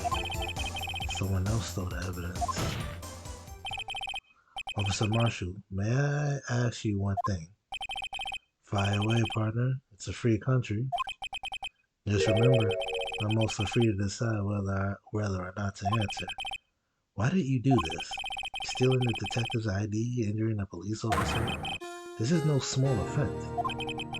Moreover, you're an officer yourself. This will have serious consequences. It can't just be forgiven with a simple cut in salary. Not that salary cuts are ever a valid solution. Like I said, this isn't your case. This one is mine. And I'll do anything it takes to get an answer I'm satisfied with. The witness has an unusual amount of zeal. Let's hear more. I can't just forget the SL9 incident, you know why?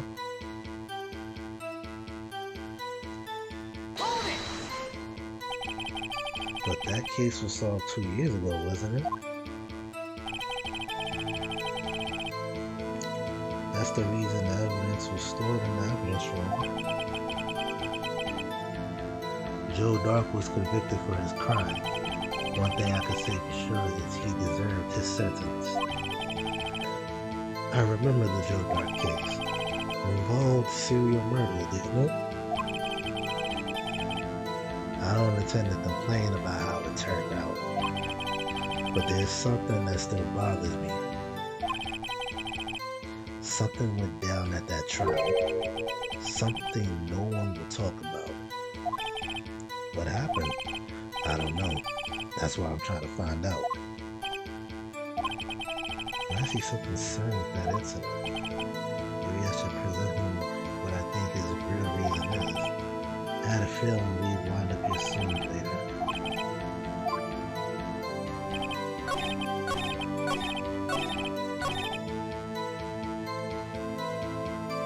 So if I'm not mistaken, it has to be because the victim that was killed was his father or his brother, I don't know.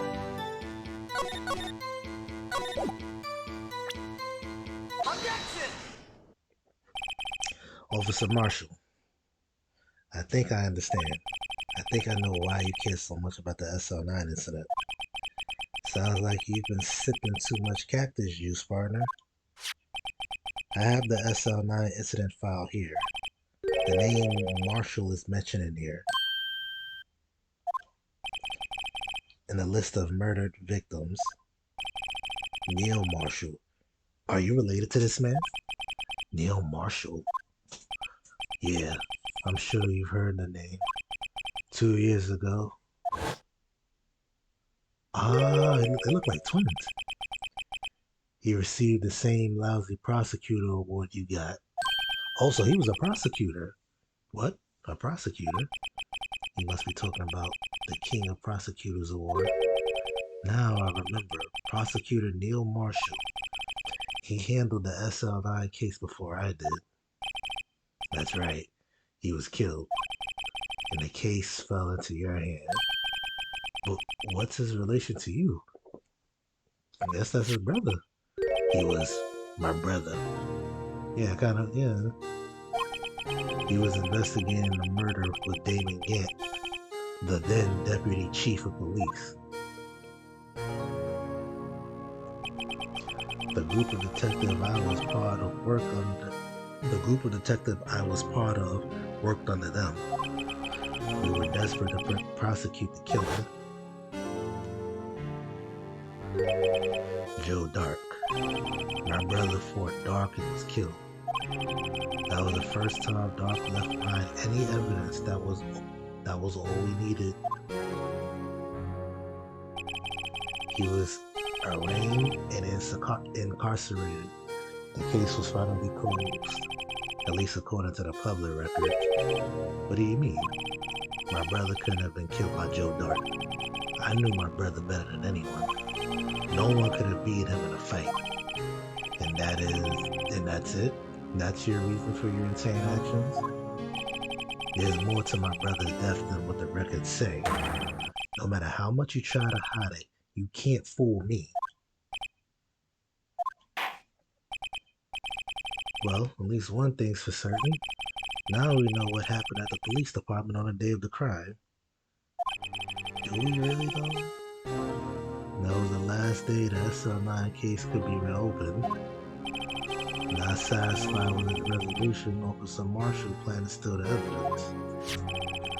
Disguising himself as Detective Glenn, he entered the evidence room. Officer Meekins confronted him, so he rendered him unconscious and fled.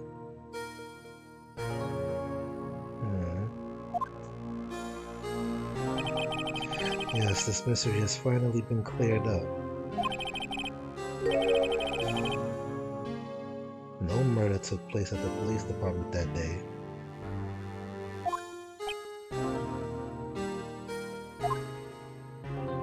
Ah, boy, now this shit brings it back to the sky, though, which is the problem.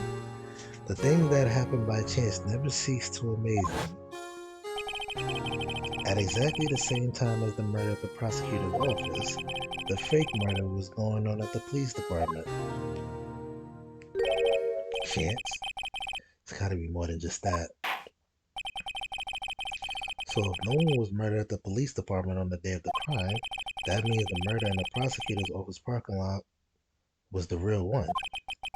Which in turn means only one person could have committed the crime. Ah, shit. Chief Prosecutor Lena Scott. But wait, a verdict wasn't reached in yesterday's trial. Which is why we examine the incident at the police department today. But there's only one reason the defendant was not convicted yesterday. There yet remain the mystery of the simultaneous murder at the police department. It seems to me this boy got the draw on you, partner. All of my mysteries at the police department have been resolved, no doubt about it. Our sole murder took place at the prosecutor's office. The only suspect is Lena Scott.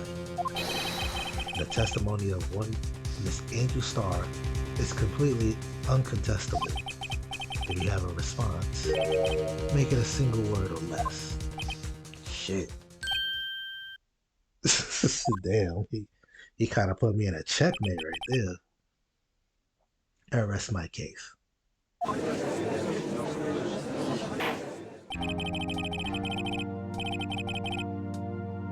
It seems this trial has reached its conclusion. There's no room for doubt. Well done, Mr. Wright. Thanks to you, I didn't need to waste my time. Damn, I feel like a used prostitute. Disproving the alleged murder at the police department? There's no doubt what I proved today is true. The apparent murder on the security camera tape really was fake. But I didn't realize that would end up proving Lena's guilt. Now then, the time for the verdict has arrived. This court finds the defendant. Hold it. Your Honor, wait. Emma, the defense has an objection, a scientific objection, right? Huh? I do? What do you mean, right?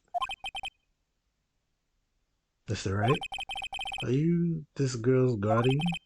Your Honor, in a sense. Please, Your Honor, all I'm asking is for a minute of your time. Please hear me out. Mr. Edwards, please. I don't want to leave any loose ends. You want a minute? I'll give you 3. Very courteous. I was kind of in shock. I mean, finding out the SL9 incident referring to the Joe Dart killing? Now that she mentions it, the name of both Sky Sisters were in that file. But that's when I figured it out. I mean, what Officer Marshall was trying to do that day. So I knew his fingerprint had nothing to do with the crime. That left only one thing, the other handprint. You mean the traces of blood found on Detective Gumshoe's locker? But no fingerprints were found on it, right? No, but I figured if I examined it scientifically, I'd be sure to find a clue. So I ran over there and looked at it again. So did you find something? No. Huh? Sorry. I guess I'm not much of a scientific investigator after all. Got my hopes up and shit. Is that all? Please don't be mad. I'm just a high school student. I'm just an attorney. But Mr. Wright, Those traces of blood are the only clues we have. If we can't find something wrong with them, please, Mr. Wright, you're a professional. If anything can save Lena, it's you. Me? Oh boy. Time's up. Now then, Mr. Wright, with regard to the incident at the police department, does any reasonable doubt remain? It appears that the defense is troubled by the other blood mark. The other blood. Oh yeah, there was a other blood. I kind of forgot about that. Yeah, there was 2 blood marks. Yeah, there was one there. Looking at the floor plans, a handprint was discovered around here. Is there a problem with this? Mr. Wright, I'm sorry, I can't be of more use. But still, if you can't find anything wrong with the blood mark, Lena will be. Please answer my question, Mr. Wright. We don't have more day. Yes, Mr. Your Honor? If I ever needed to concentrate is now. What could be wrong with that handprint on Detective Gunshoe's locker? Could there be something I'm missing? I don't know.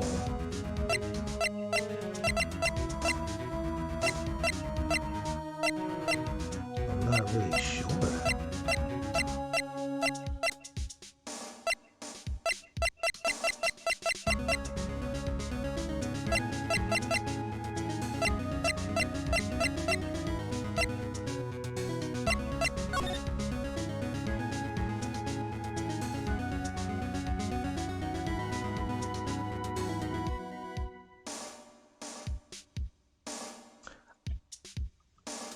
I think I get it. I think I get it. Objection! This handprint left at the crime scene clearly shows a contradiction. The only thing that seems clear is your grasping, Mr. Wright. You've been staring pretty intently at those floor plans. Tell me, is there a problem with them? Yes, this is strange. Take a good look at these floor plans. Something is missing. Missing? You mean something hasn't been drawn on them? Yes, something that, when drawn, will completely change the meaning of the blood mark. Let us pray the defense isn't simply trying to buy time. Very well, Mr. Wright. With all this evidence here, there's gotta be something I can move. The question is, which item can prove something is missing in the floor plan? It's the blue badger. After I looked at the tape, I just realized. Hold on, let me look at the floor plan.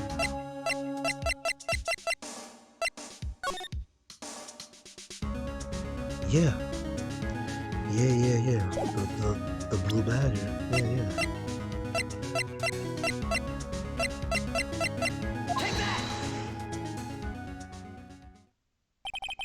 What about that piece of plywood? The blue badger, mascot of the police force, defender of truth, guardian of proof. Explain yourself, Mr. Wright. Please look at the floor plan of the crime scene. The blue badger is not here. So watch what happens when we put him in. This is where he was dancing at the time of the crime. Well, what? Yes, that's right. So long as the blue badger is dancing here, it would be impossible to place a handprint at the spot on the locker. What? That's crazy. Big brain. So that means, just exactly what does that mean? It means it can't be done. What are you saying? Blood traces were undeniably found on that locker. Don't look at me. I didn't put it there. Mr. Wright, think it through scientifically, Emma. On that afternoon, Officer Meekins was the one who brought the blue badger to the evidence room, right? Oh yeah, he shows up twice. Yes, that's right. After he put it down, it would be impossible to leave a handprint on that locker. So what must so so that must mean this blood mark was left there before the blue badger was brought in? Just for a moment. I will not allow such far-fetched balderdash in my courtroom. Balderdash?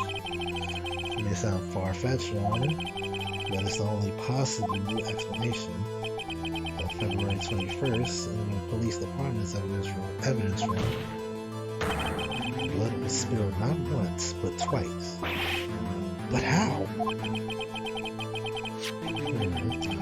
One time was captured on this tape taken by the security camera. Officer Meekins cut his hand from which a trivial amount of blood. That's not a trivial amount of blood, bro. Trivial amount of blood fell. The problem is, the other time,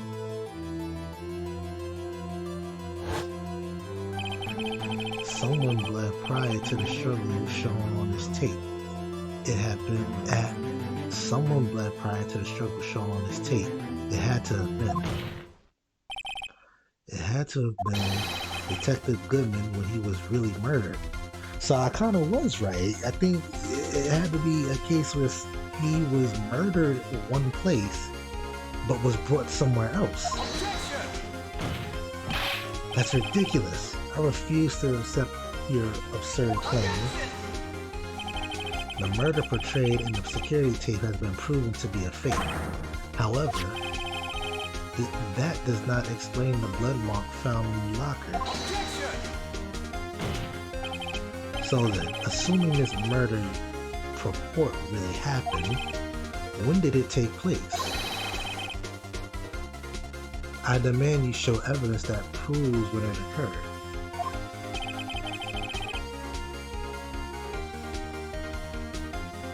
When did the first murder occur?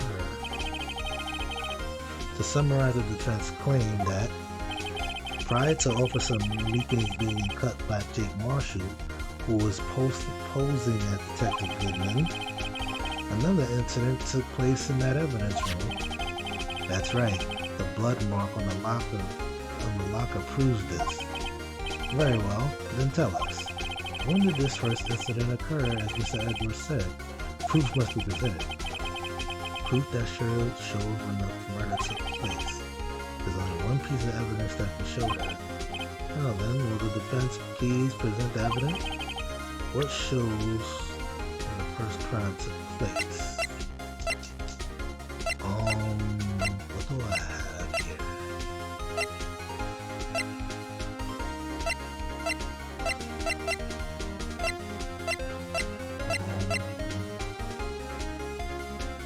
Wait. The court ID card record. Okay, so Miles can't 40, Mike. Who's the one with all the sevens, with the lucky numbers? Yeah, it had to be. I think it got to be 420.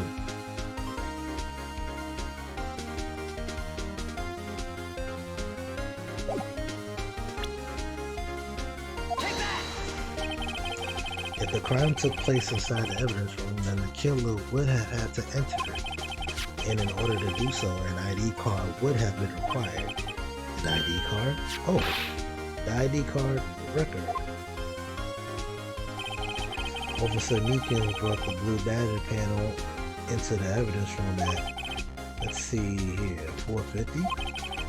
If the crime took place before that time, then it would be 440. Miles Edgeworth? Just what have you done? I never would have figured you had the nerve, boy. Drop the act, witness. It doesn't take a lot of thought to figure out it couldn't have been me. Nope, I ain't getting it. I'm afraid I don't understand either. It's clear from the luminol test that blood was there. However, when the second crime took place, both Officer Meekin and Officer Marshalls failed to notice the blood. That means the blood from the first crime was wiped away by the real murderer. I would have just 10 minutes to murder the victim, carry his body away, and clean up the blood. Unfortunately, that's physically impossible. Yeah, that makes sense. Yeah. That would mean the crime must have taken place before Mr. Edgeworth entered the evidence room. Let's look at the chart again. Who's 420? I mean, who's 777? There's only one other car number remaining, which is the 7s. Talk about a lucky number. But wait, that doesn't make sense. How could Detective Goodman have entered the evidence room? Since there's no record of his car being used beforehand, he must have entered along with the real murderer. That's the only plausible explanation. He went in with 7777. That makes sense. Mr. Edward, please look into this ASAP. Find out who ID number is 7777. That 17 too many. That's 17 too many. Unfortunately, I'm unable to look up the owner of that ID card. At least at present. What? Explain yourself, son. The ID number 777 belongs to someone with the rank of captain or higher. Someone who is so-called executive officer. You don't have the authority to inquire to intercept the person's identity. Hold up. Objection! Is the murderer the chief of police?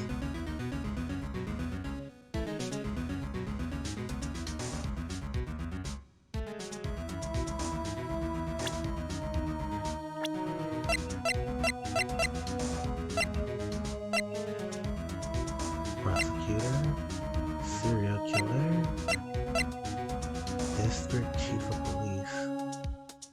Though he might not seem it, he's top dog in the P. Yo, is it Damon Gant? That's ridiculous. Just how? I'm not finished talking, Mr. Wright. There is one situation in which we can be granted such authority. If an official charge filed against an executive is accepted, an official charge? You're all alike, aren't you? With your cover-ups and your forgery. That's how the prosecutor's office operates. I take pride in my work, Officer Marshall. I would appreciate it if you would keep your slander to yourself. Slander? Is it? Okay. Let me ask a question. Yes? No, not to you. To her, the defendant sitting over there. Your own little executive. Anna. Don't be stupid. She's been charged with murder. Of course we've looked up her ID number, and it's not 777. Don't play me for a fool, partner. That's not what I want to ask. All I want to know is one thing about that incident. That's a non-incident? Answer me this, Chief Prosecutor. In that trial 2 years ago, did you really only use legitimate evidence? Oh?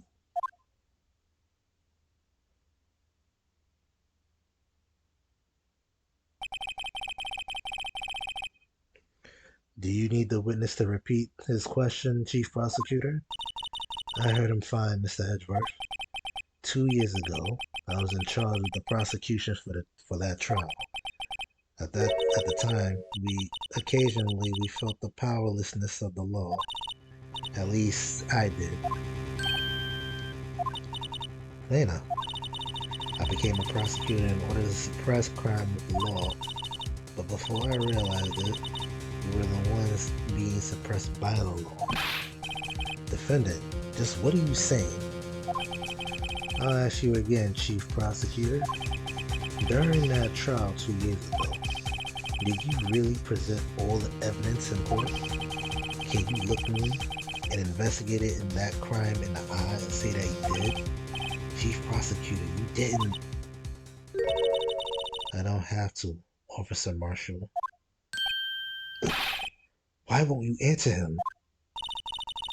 Drastic crimes require drastic measures.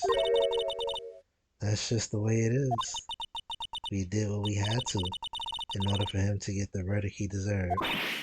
Oh my goodness. But Lena, even if it involved forging evidence, oh my god. This is not a good look.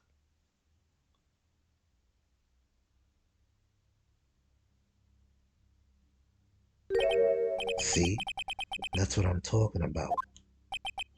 No! No! Oh my god. Order! Order! Order! Yeah, that caused some chaos, I'm sure.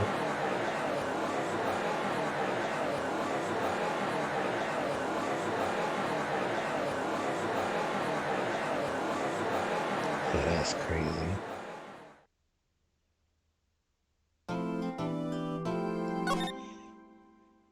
Oh boy. So what's this? Okay, it's another investigation. Jesus. So maybe this is the last investigation, I guess. We might be getting to the climax. I don't know, but uh it's getting juicy.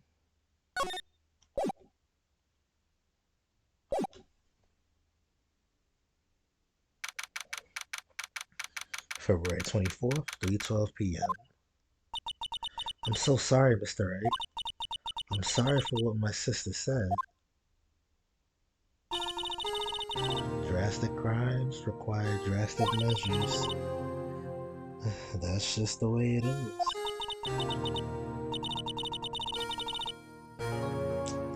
We did what we had in order for him to get the verdict he deserved.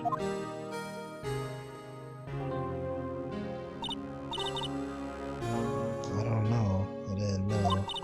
I never knew what the SL9 incident was. I never knew what the SL9 incident was. Just another name for it. The Joe Dark killing.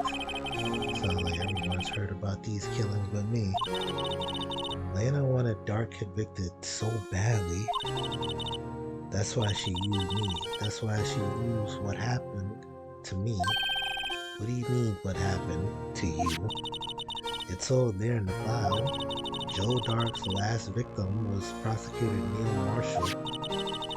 When he murdered Officer Marshall's brother, he left behind incriminating pieces of evidence. But what did you have to do with those killings, Emma? On the night of Prosecutor Neil Dark murder, Joe Dark tried to kill me.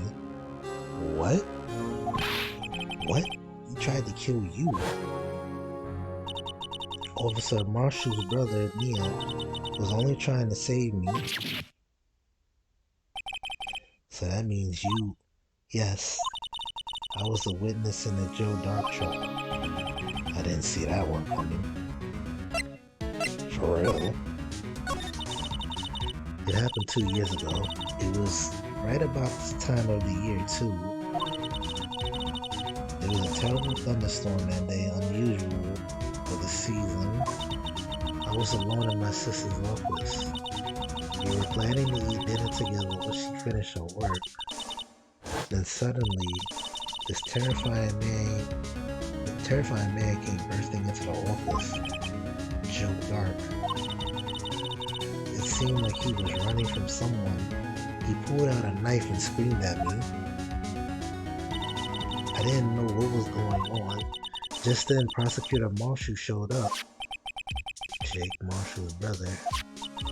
Joe Dog tried to take me hostage, but before he could, Marshall tackled him. Then, what happened? I'll never forget it. Lightning struck and the lights went out.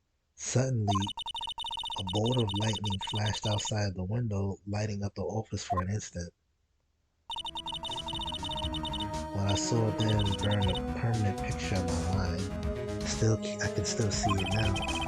Permanent picture. I don't remember the moment when Dark stabbed Mr. Marshall, so you weren't able to testify about that? No, I was only asked about when I was attacked. That must be why Lana, once she made up the crime, made it up? You mean, provided bogus evidence? The prosecutor's office wanted the guilty verdict so badly. Lana forged the evidence and Mr. Edgeworth used it. Edgeworth? Yes, but I'm sure he didn't know anything about it. He could have known he was been given false evidence. Even so, that's when it all started. The rumors about Mr. Edgeworth by me, it's all my fault. If I could have just testified properly, none of this would have happened. So it's true, even though he may not have known it. Edgeworth really was involved in falsifying evidence. After that case ended, Lana was never the same. She became cold like she is today. She must not have been able to face up to what she did, especially not to Emma. What did you see in the instant that crime occurred?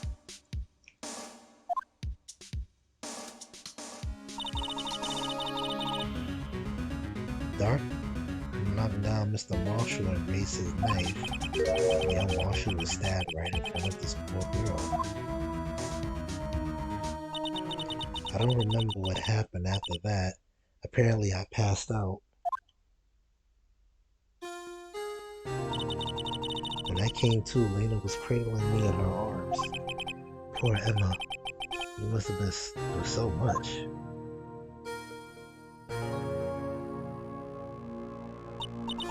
I couldn't bring myself to testify about that instant.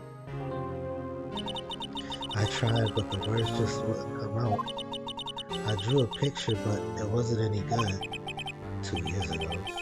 You must have been 14. That's understandable.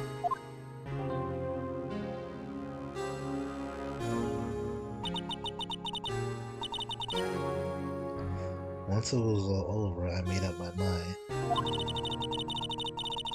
I decided that when I grew up, I'd become a scientific investigator.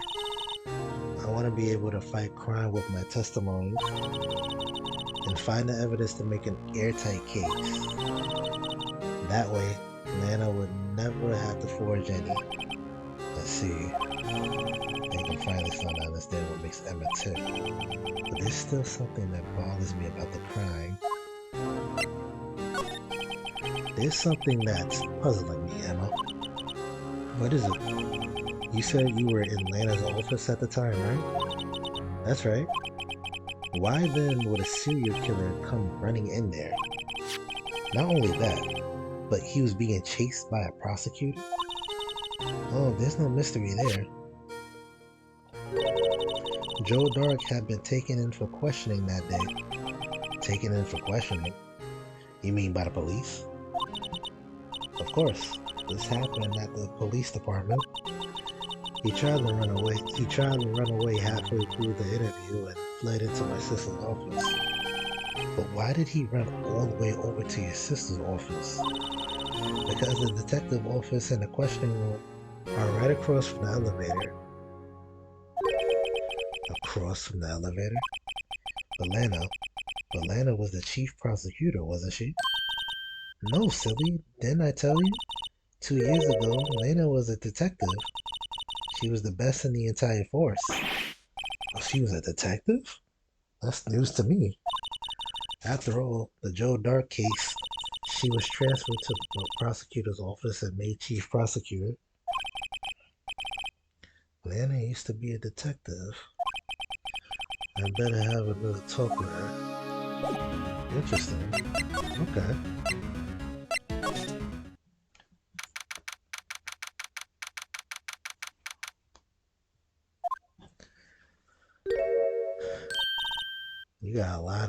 I got a lot of questions for you, Missy.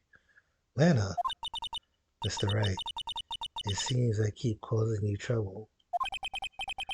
Falsifying evidence? I didn't think you were the type. Criminals don't mind playing foul. Why should we? But Lana, if you're wrong, an innocent person might be found guilty. Believe me, I understand the risk. Lana, Emma told me about you.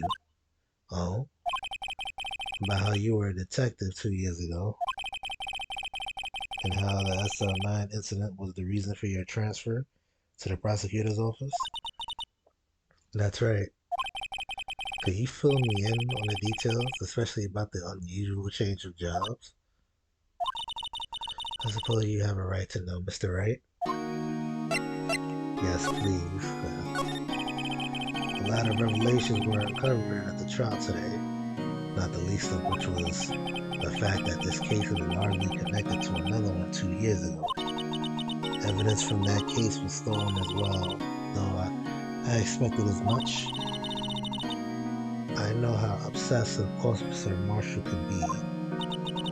That trial, it really wasn't fair, was it? I believed in you, Lana. I believed that no matter what happened, you'd always stick to the truth. I couldn't be helped. It couldn't be helped Emma. At that trial 2 years ago, I sold my soul. Well, all drama aside, the fact of the matter is, at 5:15 there was no murder at the police department.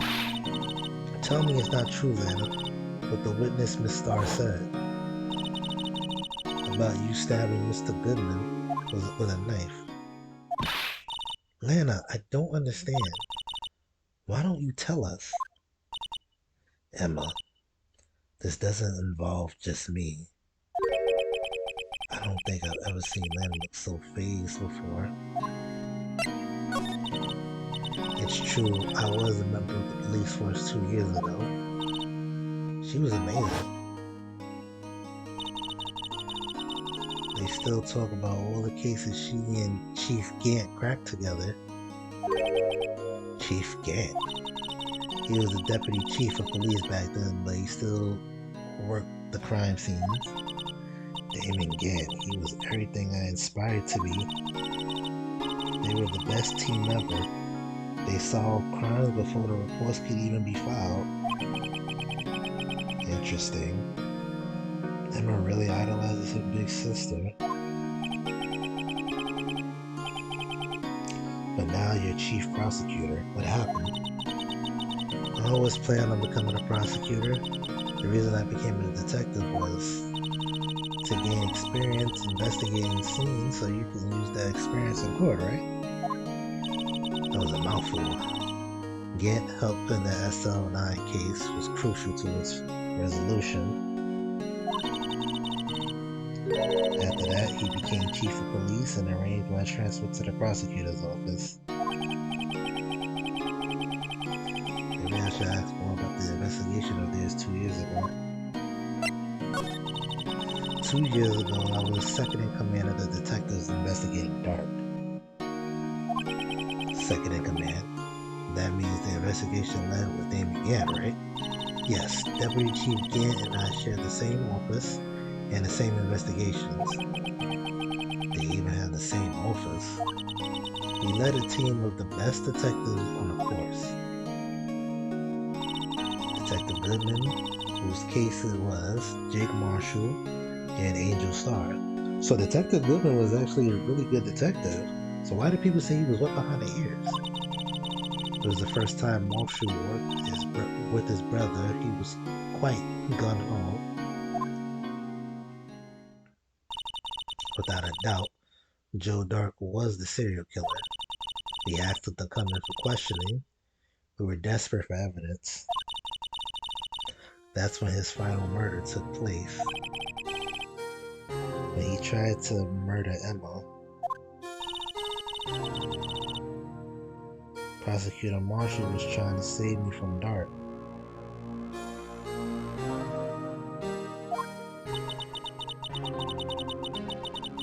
You see, the first person who happened upon the scene of the crime was me. Now you tell us. David Gant and Neil Marshall were the ones ones questioning Dark that day. The investigation was in its final stages, and Dark must have suddenly panicked.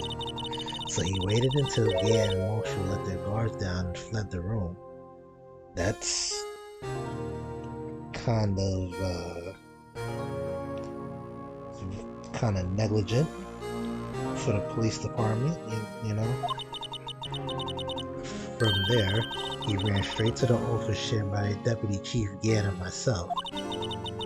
That's where he found me. So you were the first person to run to the scene, Lem? It appears so. I was filing some papers while Gann and Marshall were questioning Dark.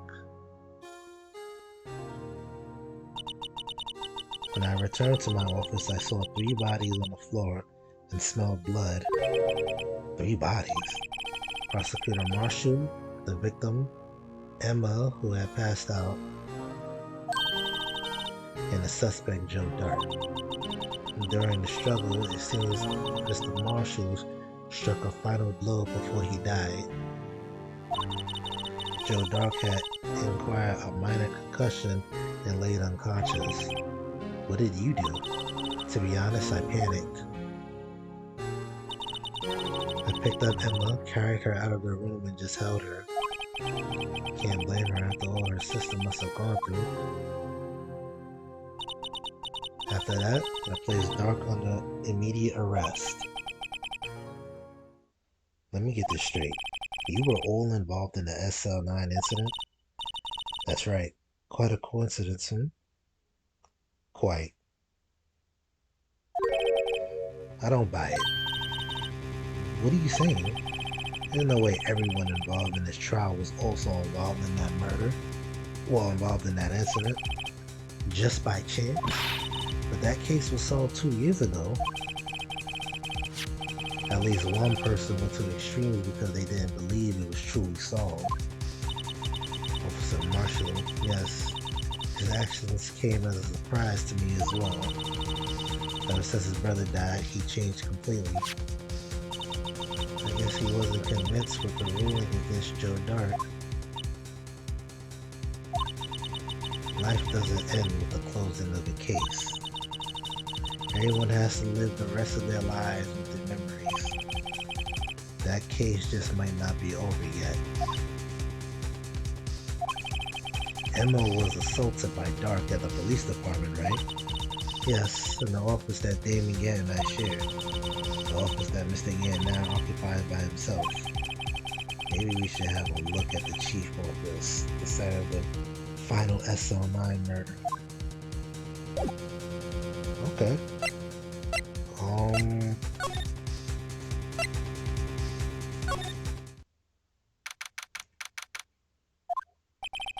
No one's here today. Not even Miss Starr. Everyone's probably busy looking into what actually went down in the evidence room. That must be where the detectives are. We proved in court today that on the day of the crime, no one was murdered in the evidence room at 5:15. Yeah, I thought we were finally making some headway in that case, but instead it looks like we ended up making Lana look even more guilty. Hang in there, Lana. I've got to find the answers by tomorrow. True, that is true.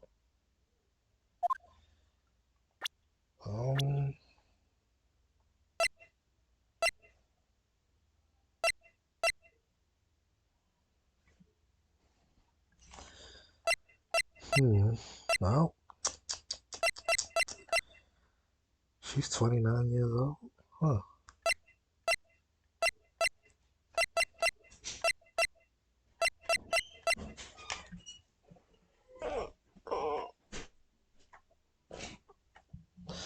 Alright, well, let's move somewhere else.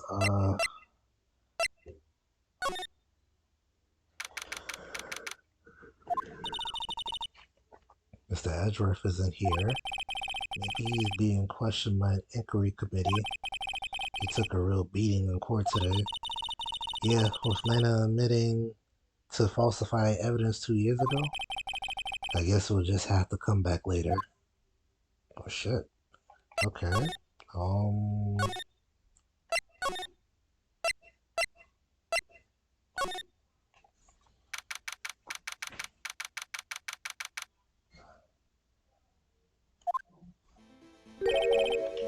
Howdy, Bambino.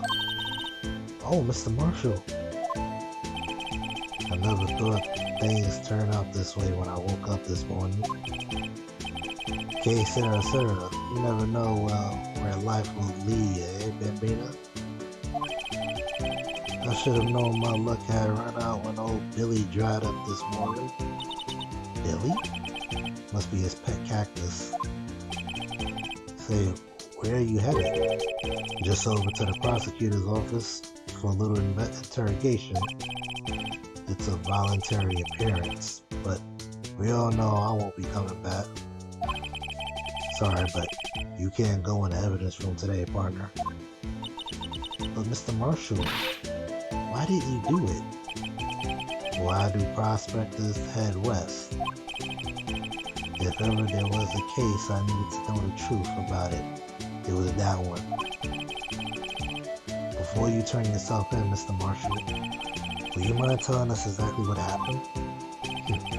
Looks like I won't be getting a steak lunch today. Something was fishy about that trial from the beginning. It wasn't just me either. All the detectives thought so. What do you mean fishy? Some of the facts reported were inconsistent with the evidence we found. For example, the murder weapon. The murder weapon?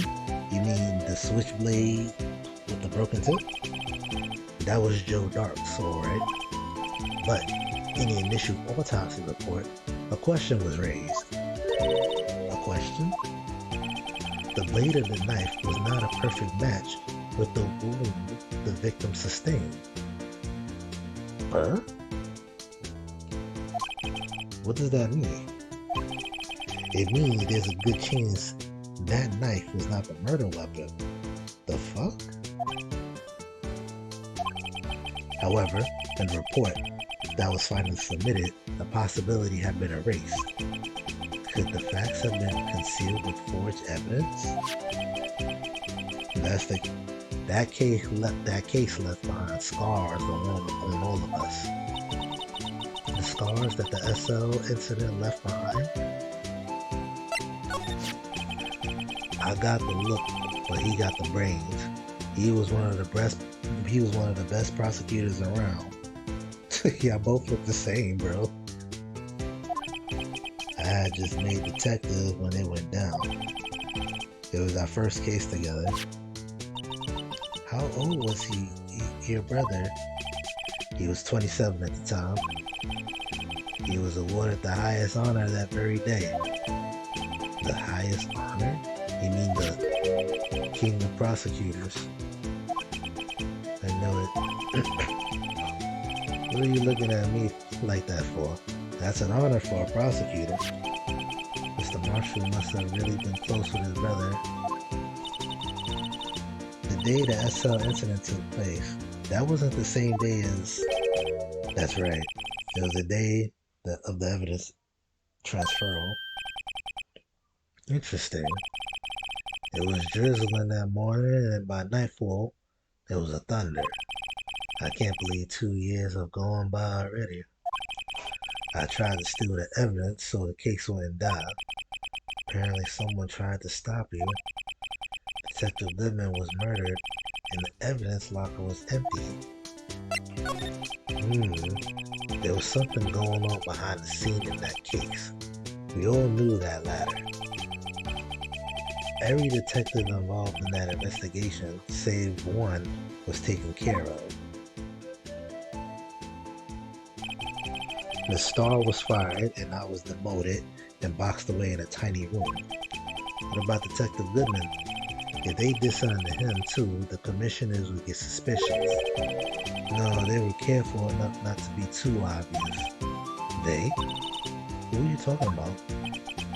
Don't get upset, Bambino. I mean Damon Gann and Lana Scott.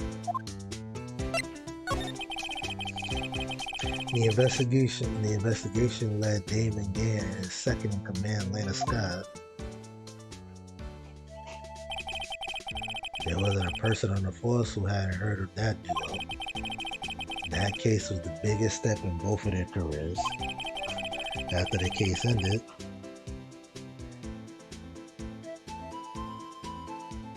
After the case ended, Lana transferred to prosecutor's office.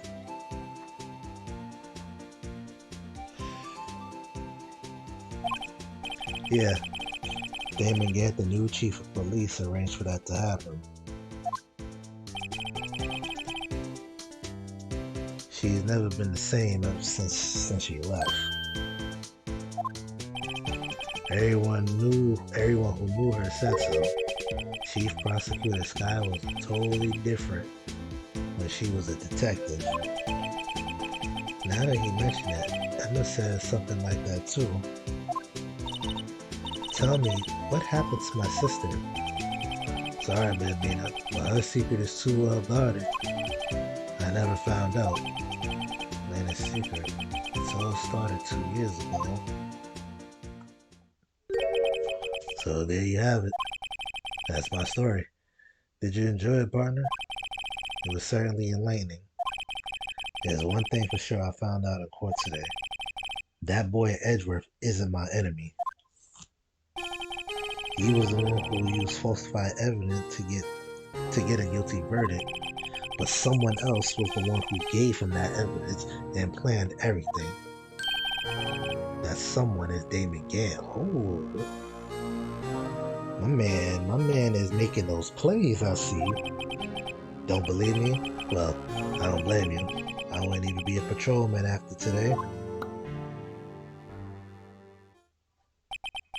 Too bad I won't be around to work with you when you become a real scientific investigator.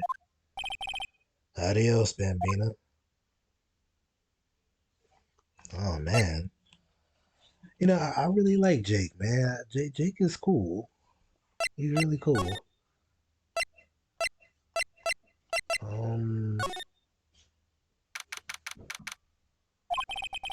This place is always pretty empty, but today is deserted. That must mean everyone's busy solving crimes. Oh, if you're looking for the others, they're all in the conference room. Oh, thanks. Wow, he's actually talked to us.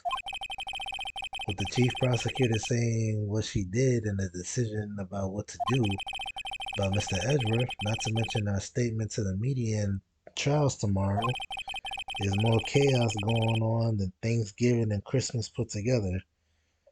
Yeah, I guess I can see that. I think festive is the word usually used for those. Sir, would you like to have a look around Chief Gant's office? Just use the connecting hallway to the other building and take the elevator to the top floor. Really? You mean it's okay for us to go in there? I mean, we aren't police officers or anything. Hey, you're right. You can't go in there. It's off limits. Now I see where Detective Gumshoe gets his unique charm. Well, what are we waiting for? Let's head to the chief office. What the hell? This is a pretty grandiose looking room.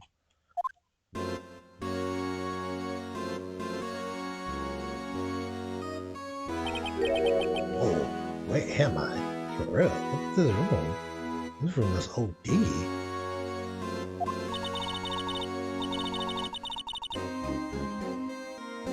And the chief's office silly?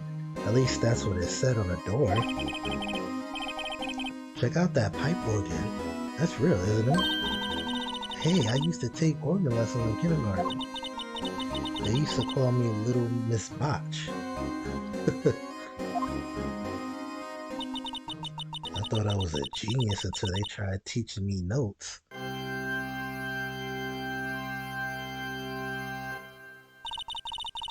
I never could remember where C was.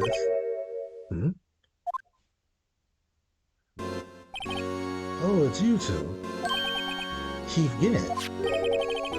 He put that paper he was reading in his desk. He was there this entire time? So, Rhino, have you been swimming lately? What's with the swimming? No, I haven't. I've been kind of busy lately. I can appreciate that. I've had my hands full too with Mr. Marshall's misconduct and Lana's provocative Statement. Provocative statement. Oh, you mean about the forged evidence? 2 years have passed since that incident. My, how time flies. See that big picture on the wall over there?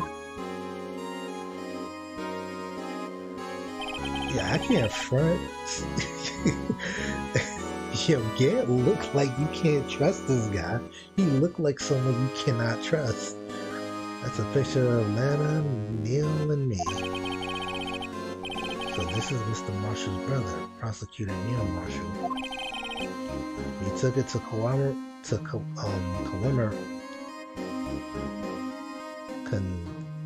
commemorate our work together. Oof, I had trouble saying that for a second. I knew the word, but pronouncing it was fucking me up. Something's not right with this picture. Wait, doesn't the design look kind of different? Yeah, the design, the sword and shield. Huh. I can't quite seem to put my finger on it though.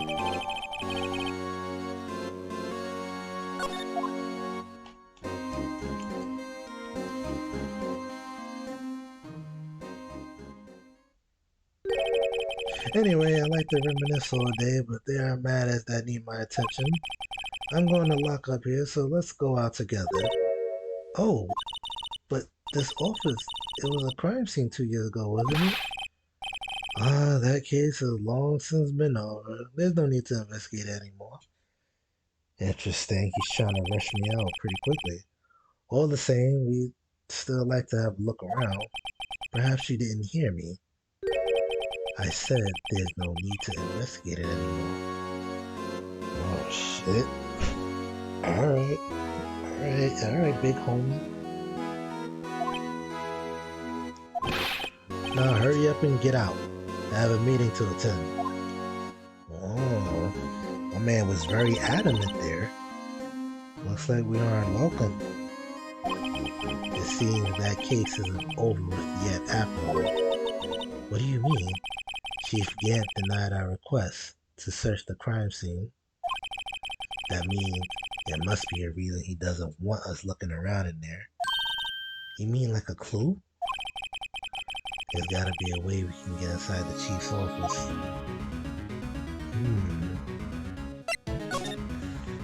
My homie was pretty adamant. He said no. Whoops, hit my mic by accident. Hey pal, Detective Gumshoe, aren't you supposed to be in a meeting? I'm just taking a breather. My feet hurt. From sitting so long? Actually, from serving everyone coffee.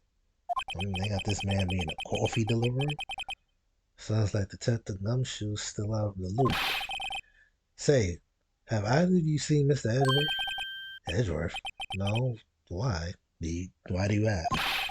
He's under fire from both the police department and the prosecutor's office. It's almost like the battle between you two in court. That sounds serious. Is it because of what my sister said? That's basically what it's all boiled down to. That falsified evidence 2 years ago. Now Mr. Edgeworth has the whole world after his blood. Yikes. Oh boy. But why would Edgeworth be blamed? It's not like he knew the evidence was forged. Lena Skies is the guilty party here, isn't she? Regardless, the prosecutor is responsible for the evidence they present in court. Not only that, but as you know, there have been a lot of rumors going about Mr. Edgeworth. His amazing talent as a prosecutor kept him safe from those who didn't like him. But now with this, are there really so many people who hate him? In our world, only those with talent to rise to the top. Mr. Edgeworth not only has that, but he's young. better recipe I know for making enemies. Hey Dick, keep up the good work. Yes sir. Let's go out for lunch again sometime. My treat. Yes sir. You gotta take me back to that joint sometime, okay Dick? Yes sir. Seems you don't have any problems with enemies. Yeah well, I'm careful not to stick out. Anyway, I'm a bit worried about him. Under all this pressure, I'm afraid Mr. Edgeworth just might crack. Actually, I took a look at the file earlier while the coffee was brewing. He seems genuinely concerned for Edgeworth. Well, did you find out anything? The only evidence Dark left behind was during his final attack. His final attack? You mean when he killed Prosecutor Marshall, who was trying to protect some girl? Me?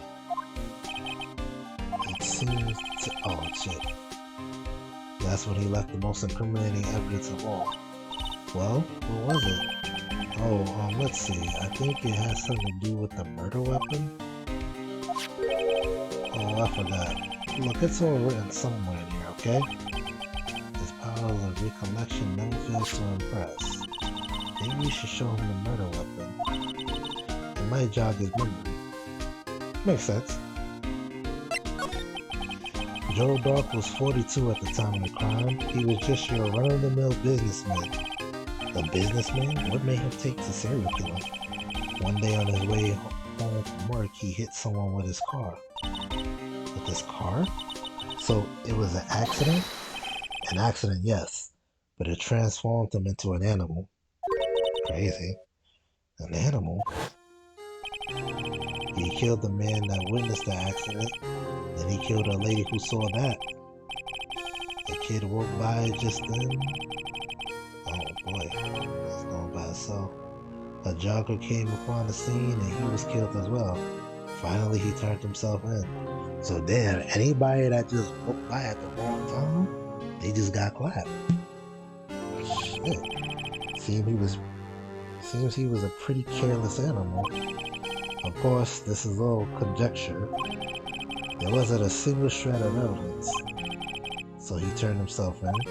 Yes, but in the middle of his questioning, he fled and murdered his final victim, Prosecutor Marshall. That crime was witnessed by someone too, but luckily Dark was arrested on the spot. It's a good thing that last witness wasn't killed. That last witness, aka Emma.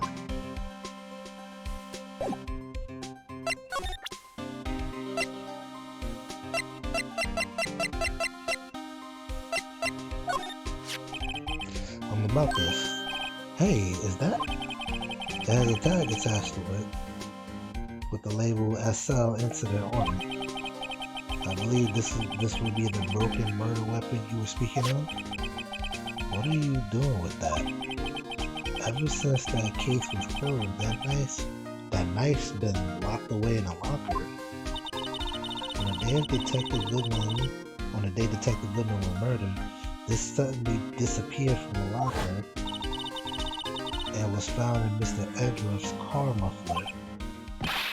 That's it. Now I remember what that incriminating piece of evidence was. When you showed me that knife, it all came back to me. Well, what is it, Detective? Quick, before you forget it.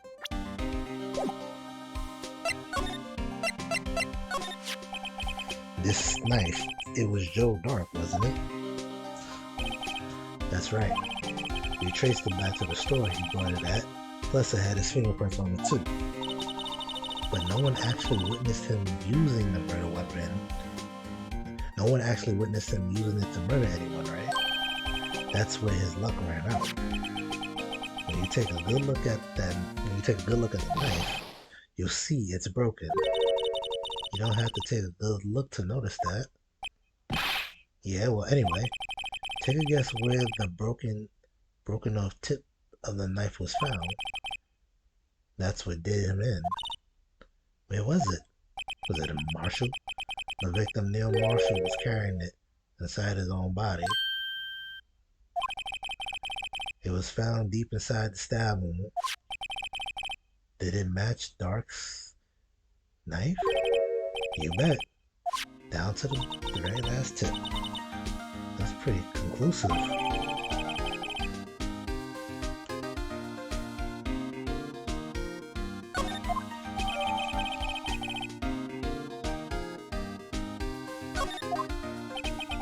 Well, there you have it in a nutshell.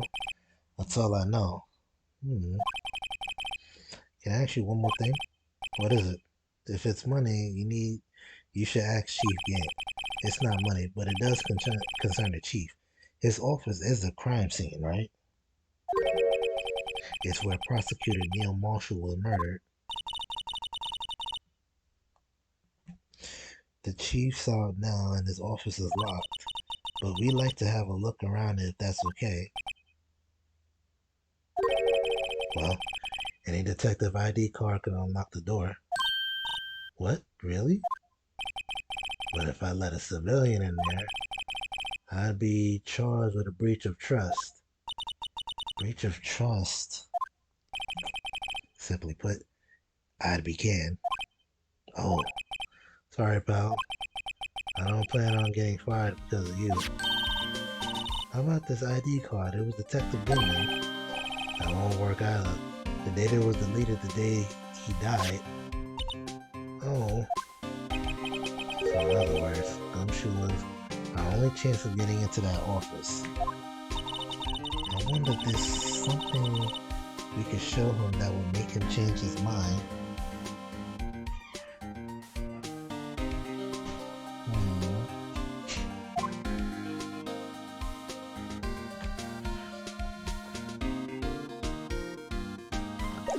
I probably don't have nothing.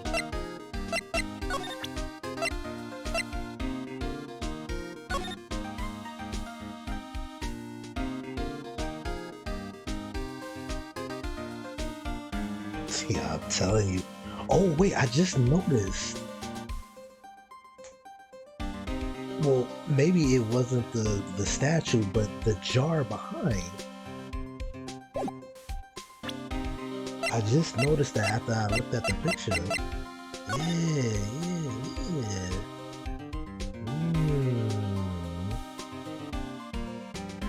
Okay. Alright. Alright, let me go somewhere else.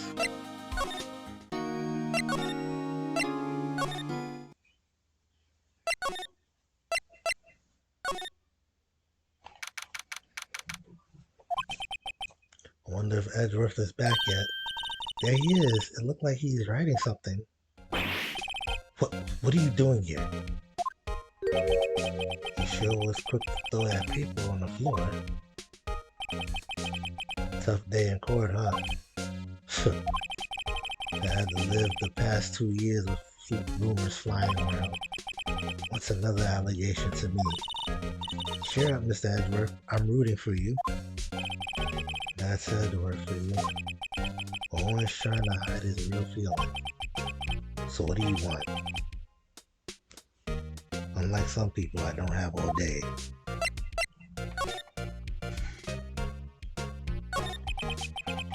There's no excuse for what I've done.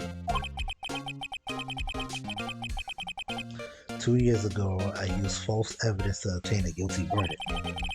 That's what it all breaks down. That's what it all breaks down to, and nothing I do can erase that fact. But you didn't know, did you? I mean, that was evident that the evidence was falsified. The police department and the prosecutor's office share a bond of trust. If that bond is broken, we stand to lose everything. The police department's error is my error. My responsibility as the prosecutor in charge, that fact remains the same no matter what excuse I might have. Mr. Edgeworth, I take pride in my work. So tell me why. Why has it all come to this? Even Edgeworth can't keep this kind of emotions bottled up.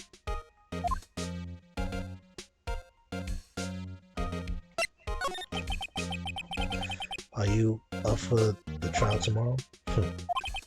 First last year's trial, now this one. It seems all you do is worry about me. To be honest, you're getting on my nerves. But Mr. Edgeworth, you can't just walk out on the trial. Tomorrow's the last day. It's too late to change prosecutors. I'll bet that's what my superiors are banking on. I never thought that case would come back to haunt me like this. What do you mean? The list of evidence, it seems too short. Most lists run twice as long. It's only half as long as most lists? That is odd.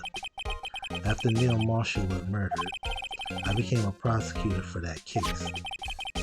I may not have been part of the investigation, but I knew what I had to do. Use the evidence I was given to prove the suspect guilty. That was really the only option on my mind at the time. Say, we just saw a picture taken around that time. That picture, something seems strange about it. Can you tell us again about what happened the day Detective Goodman was murdered? You were participating in a ceremony over at the station, right? I've never cared for ceremonies, but I had to attend that one. Hold on, be right back.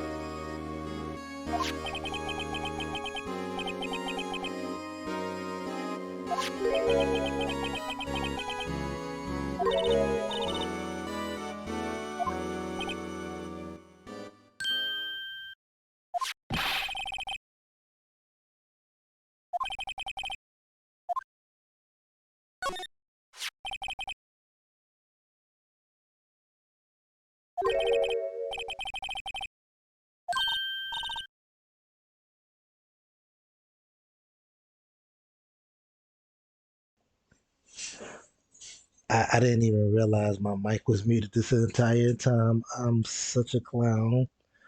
Holy shit, man. Oh boy. I was reading this entire time and my mic was muted. Oh gosh. I feel like such an absolute fool. Mr. Wright, here's some glue. If I can piece this together again, your approved Chief Gann was knowingly hiding evidence. Here goes.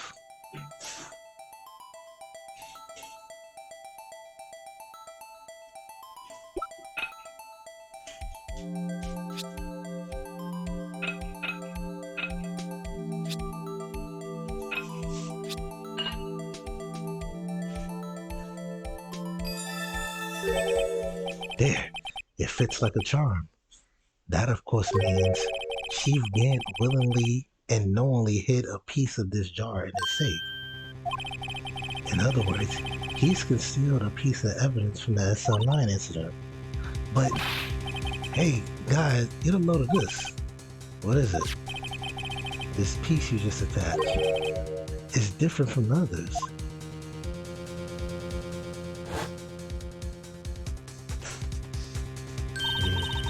There's a reddish line on it.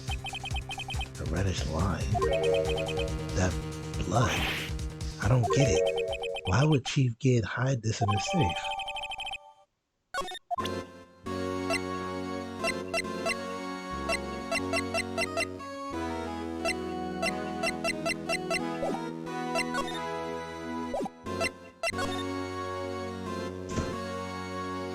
Oh boy, my freaking brother's making so much damn noise.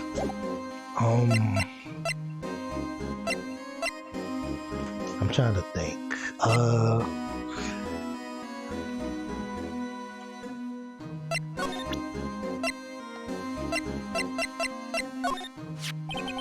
I feel a lot better now that this jar is complete, but it only raises another question.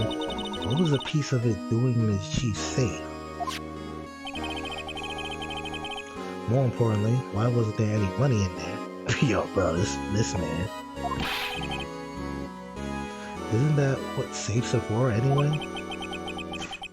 I have a feeling the outcome of tomorrow's trial just might hinge on this.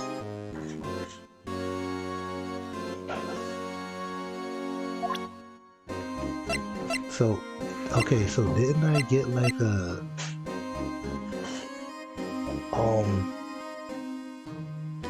wasn't there something else in this?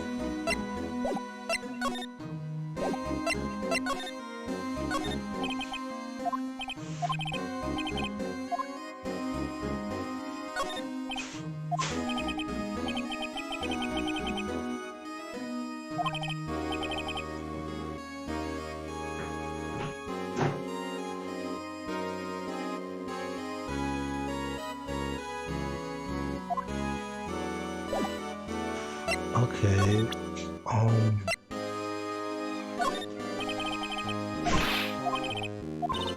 my gosh.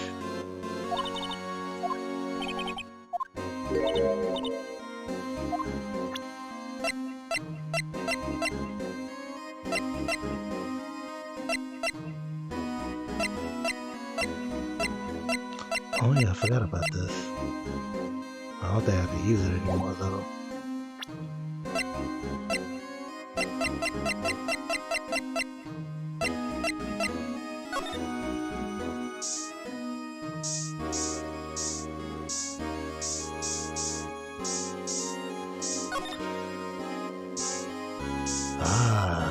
Blood. Whoa, this area must have been covered in blood. It's from that incident. It must be where Prosecutor Neil Marshall was murdered. 2 years have passed, so the reaction is kind of dull. So the murder really did take place here. Okay.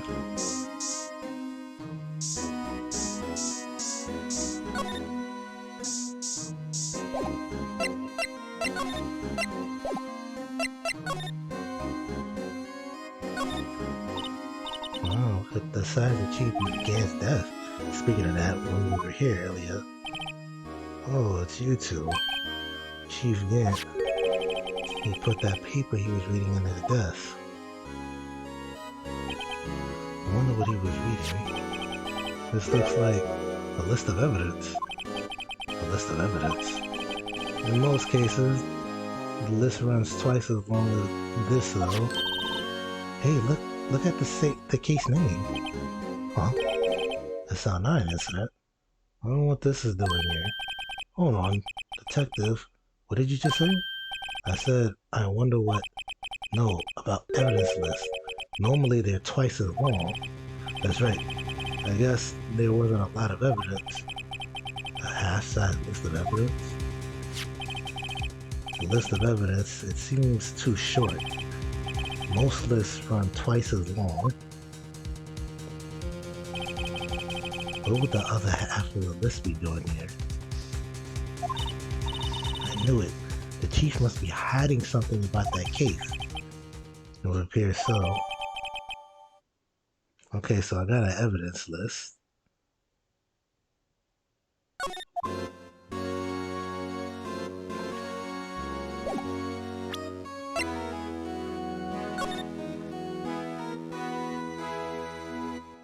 What the hell?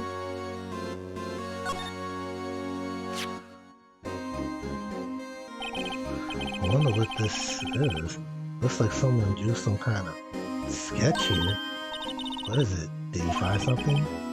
Can't make it out. I better keep quiet about it for now. Huh? Oh no, it's nothing. Why are your eyes moving about like that, Mr. Wright? I better not forget about this picture. Interesting. Did she draw that?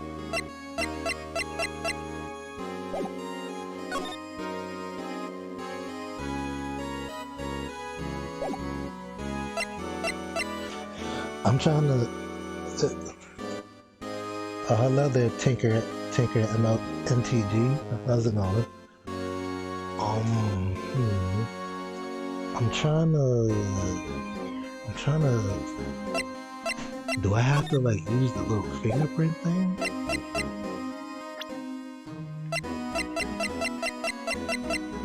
Do I have to use this?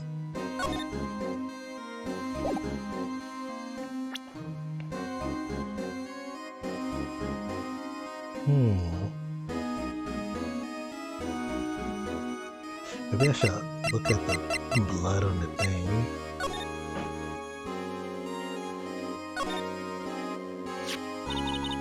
Hey, look here. It's hard to make out, but there's a dark red stain here. Looks like blood. This piece, the chief has a different, the piece the chief has is different though. The blood stain on the other piece are just spots. But this one's a line. That is odd.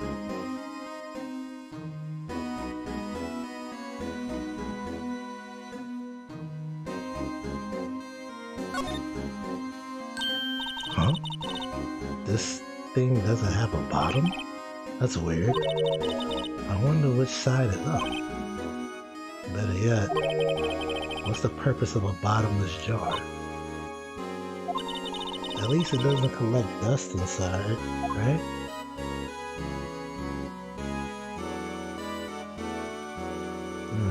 That's very odd.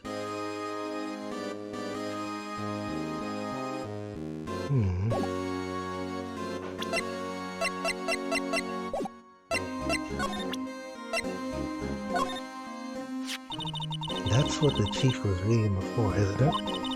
You know, when we first came in here?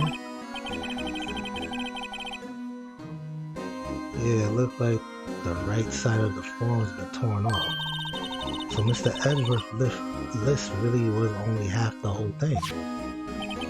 Something else is bugging me more than that. Take a look at the back of that form, pal. The back. Oh, yeah, I did see the picture.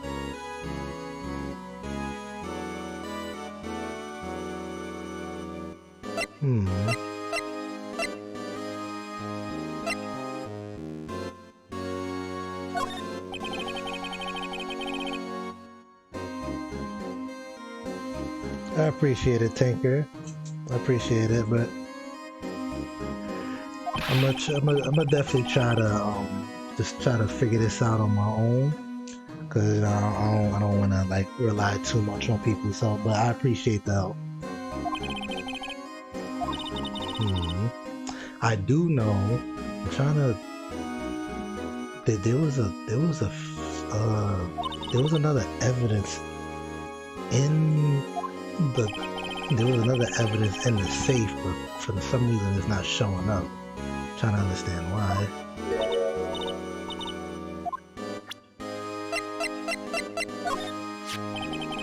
Felt a lot better knowing that this job's complete. Well, there's another question. What was a piece of it going in the chief's safe? More importantly, why wasn't there any money in it?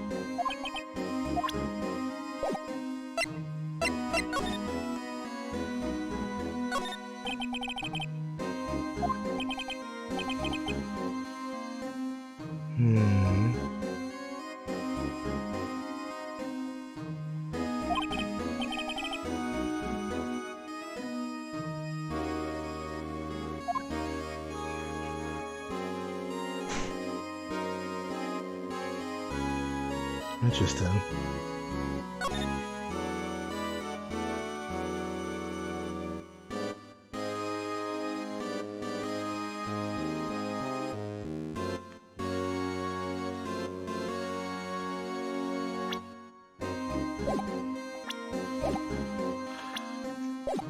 You know, maybe I should present the thing to Gumshoe.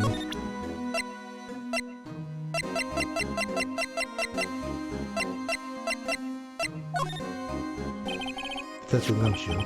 I'd like you to have a look at this. Hey, I know what this is. So you want to take some fingerprints? That's a great idea, detective. Alright, go to town. Sheesh. What are you doing? Why are you sticking out your hand like that? Go ahead, take my fingerprints. It's not your fingerprints we want to take. Huh? Come on, this isn't the time for jokes. We're talking about the cloth we found in the safe. Oh, I knew that. The one with the handprint on it, right? Sheesh, where's your sense of humor? Okay, Mr. Wright, let's check for prints. Sprinkle the powder on the cloth. Then, once they've been absorbed into the print below, blow the rest away. Okay, Jesus, I can't read. What are you, my mom? I don't have to be told 1,000,000 times. Alright, let's get this over with.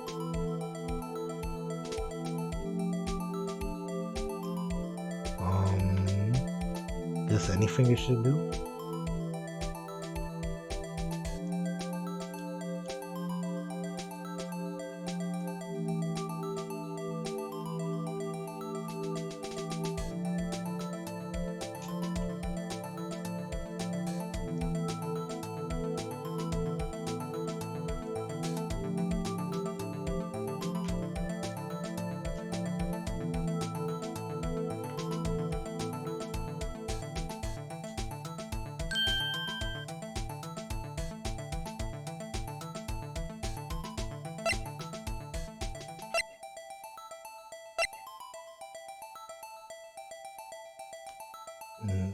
No, it's not Bruce.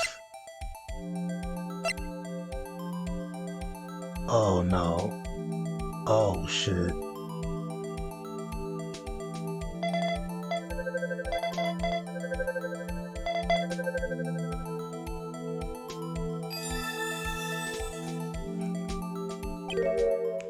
No. How can this be? What are Emma's fingerprints doing here? Hey, you found a match? Whose fingerprints were they? Huh? Oh, it seems the prints are too old. They aren't clear enough to get a match. Oh, shit. Oh, that's too bad. I thought they'd be Dark's print. Psst. Hey, you. Over here. What's going on here? What are the kids' prints doing inside the chief's safe? Don't ask me. Let's just keep this information from Emma for now. Here. Maybe we should hold on to this. Well, was that any help? Of course. Thanks to your ID, we were able to get some hard evidence. Nah, that's not very kind, is it? Ah, shit. In other words, if it wasn't for his ID, he would have been useless. Isn't that right? You and the coat. Ah, shit. Chief Gant. We didn't think you'd be back so soon.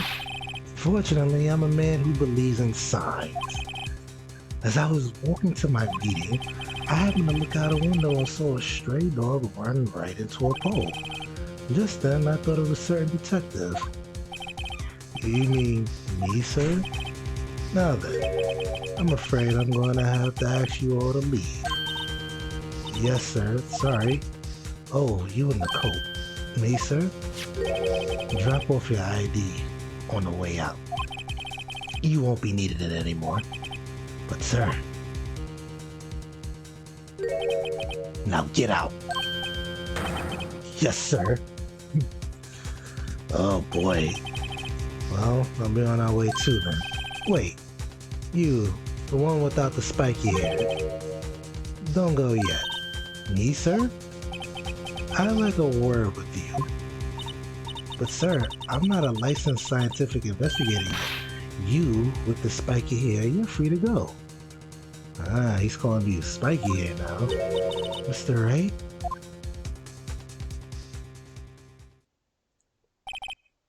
Look, pal, if I told you once, I'll tell you 1,000 times. The chief officer is off limits. But no, you just had to go sneaking there just like that, didn't you? I thought you said you didn't care anymore if you were fired. Yeah, but if I knew it'd be like this, I never would have said it. Now that I've seen the evidence Chief Gant was hiding in his office, I think I'm finally starting to get the picture. But why has she kept eerie silent about all this? Anyway, you listen to me. I'm gonna try and smooth things over with the chief again. Later, pal. After that, I heard from Linda. She said the police wanted to ask her some questions, so she'll be busy for the rest of the day.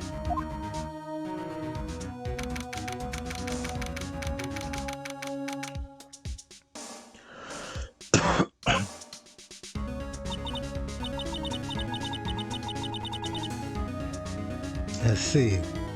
So the chief asked Emma to come in for questioning. It's no use thinking about it. Tomorrow's the final day in court. I'm committed to doing everything I can to defend you, which is why I'm here. But I've already told you all what you've told me over these past couple of days is absolutely nothing. Not a single useful thing. Really, I believe I did mention something quite important. Something I told you right at the beginning. I said that I was the one who stabbed Detective Goodman. You know, I think I finally figured it out. I know who it is that's lurking behind your words. Mia did a good job mentoring you. I'm rather jealous. It seems Edgeworth was right. Edgeworth, once you're convinced you know something, no one can persuade you otherwise. Thick-headed is the term he used, I believe. Now's my chance to get her to tell the rest of the story. We're finally getting somewhere. It's getting juicy. It's getting real juicy. I have to admit, I was more than a little perplexed at first. You insisted you did it, yet there are no incriminating evidence. That's when it hit me. It's not that you're unwilling to tell the truth. It's that you're incapable of doing so because of a certain individual. What an intriguing notion. A certain individual, you say? So you think I'm protecting this person? Protecting? No. I think afraid is more like it. If I'm not mistaken, the person in question may have persuaded you to silence. For an argument's sake, Mr. Wright, who may I ask is this person you speak of? The one I'm supposedly so frightened of. What is this person's name? Well, it gotta be this old coot here. Take that! Well, Miss Sky? Oh, I shifted over. Mr. Wright, you are addressing the chief prosecutor. Do not forget your place. I take it she's still not ready to spill the beans. My apologies. Could you please tell me a bit more about what you think you know?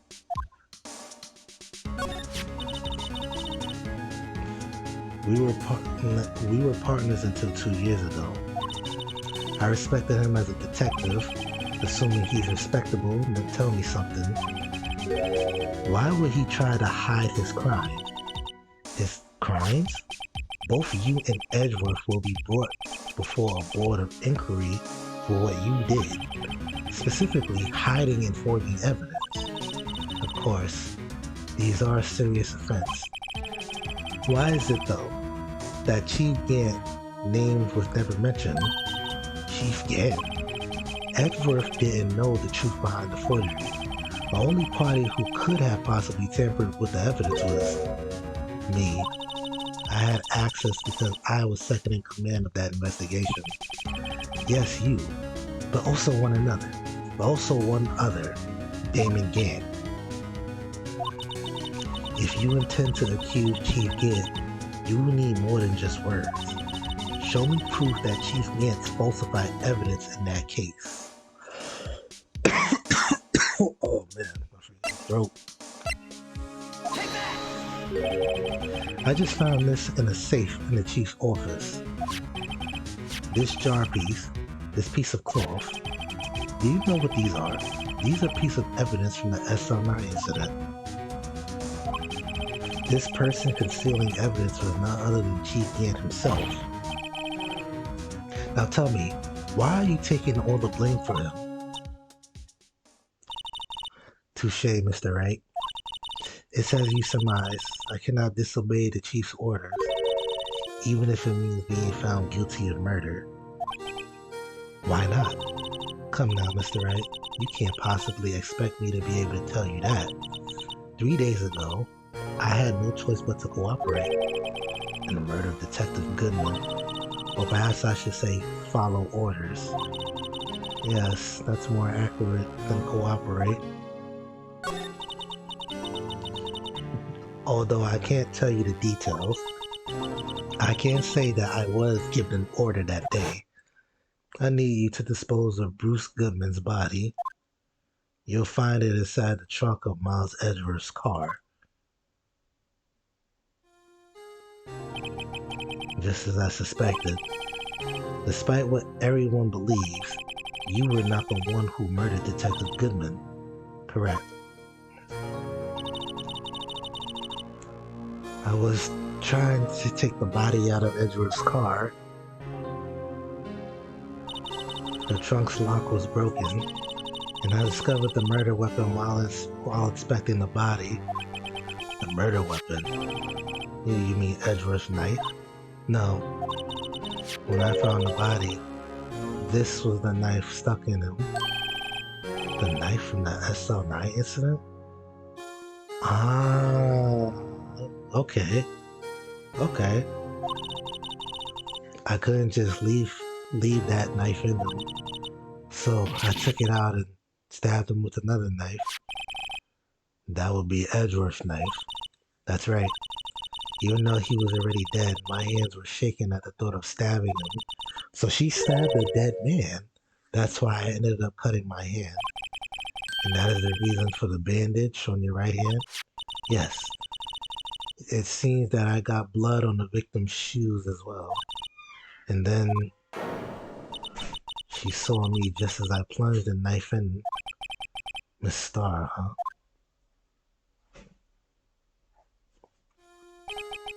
Why did you need to hide Dark's knife so badly? It took a lot of work to finally close the Dark case 2 years ago. It was over with. Didn't ever want it to be open again. My intent was to prevent that by whatever means possible. So you hid Dark's knife? The weapon used to stab the detective was evidence in the Joe Dark case. If word got out, which it would, the reporters would have a field day with that. So you wrapped the knife in your scarf and hid it in Edgeworth's exhaust pipe. Right. Then I called my sister to tell her what happened and to ask her to hide the knife that was inside my muffler. You asked Emma? I didn't want anyone on the force to know about this. That would explain why Emma is so confident about Lena's innocence. Speaking of phone calls, I had a bad feeling about one of them that day. A bad feeling? The truth is, after I received those orders from Chief Gant, the first thing I did was make a phone call. A phone call to Patrolman Jake Marshall. The Marshal? How on earth would you call him? The lead investigator for the SR incident had been murdered. I wanted that fact to be kept hidden, and I needed help. He was the only other person I could trust, or at least I thought I could trust him at the time. However, it seemed that after I spoke to him, he went off on an escapade of his own. Oh, you mean, not wanting the case to die, he decided to take things into his own hand. He disguised himself as Detective Goodman and tried to steal the evidence. He had already stolen the ID card, but it seems he still hadn't made up his mind to break into the evidence room. After my phone call, any remaining doubts he had must have disappeared, so your phone call caused the incident in the evidence room.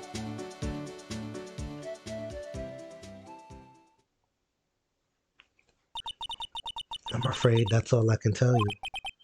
Elena, you've earned my respect, Mr. Wright, both as a defense attorney and an investigator. Now please, don't pursue this any further in court tomorrow. Tomorrow? Tomorrow's trial. There's only one way to drive off Lena's demons. I've got to get to the bottom of everything. Yo, this case is good as fuck, bro. Detective Goodman's real murderer.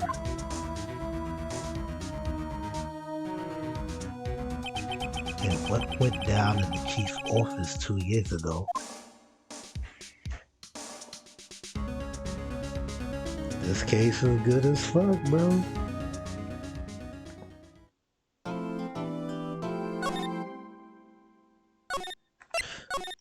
For the time being, though, I'm gonna take a short break because I'm hungry. I got food here, so I want to bust down my food real quick, and then after that, we'll get right on to the climax of this. It's getting real good. So, BRB.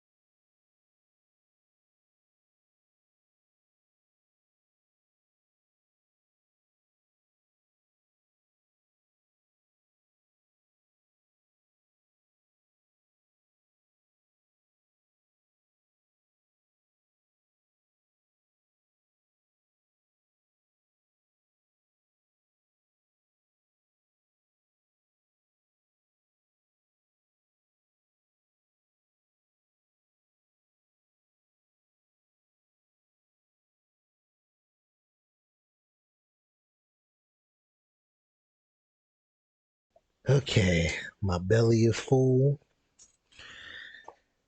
Got me some water.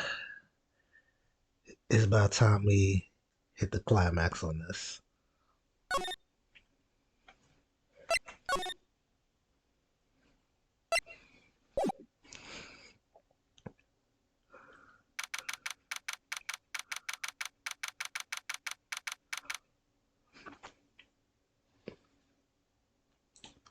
February 25th, 9:42 a.m.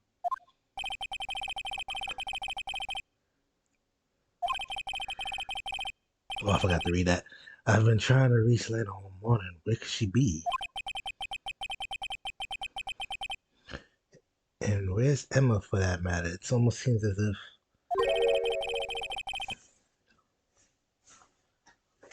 something's been happening behind the scenes. Edgeworth. Knowing you, you've already figured it out. Who the owner of the 777 ID number is, that is. Well, I have a pretty strong hunch. Looks like I'm not the only one who's figured it out. You know, the only reason this trial didn't reach a verdict yesterday is because there was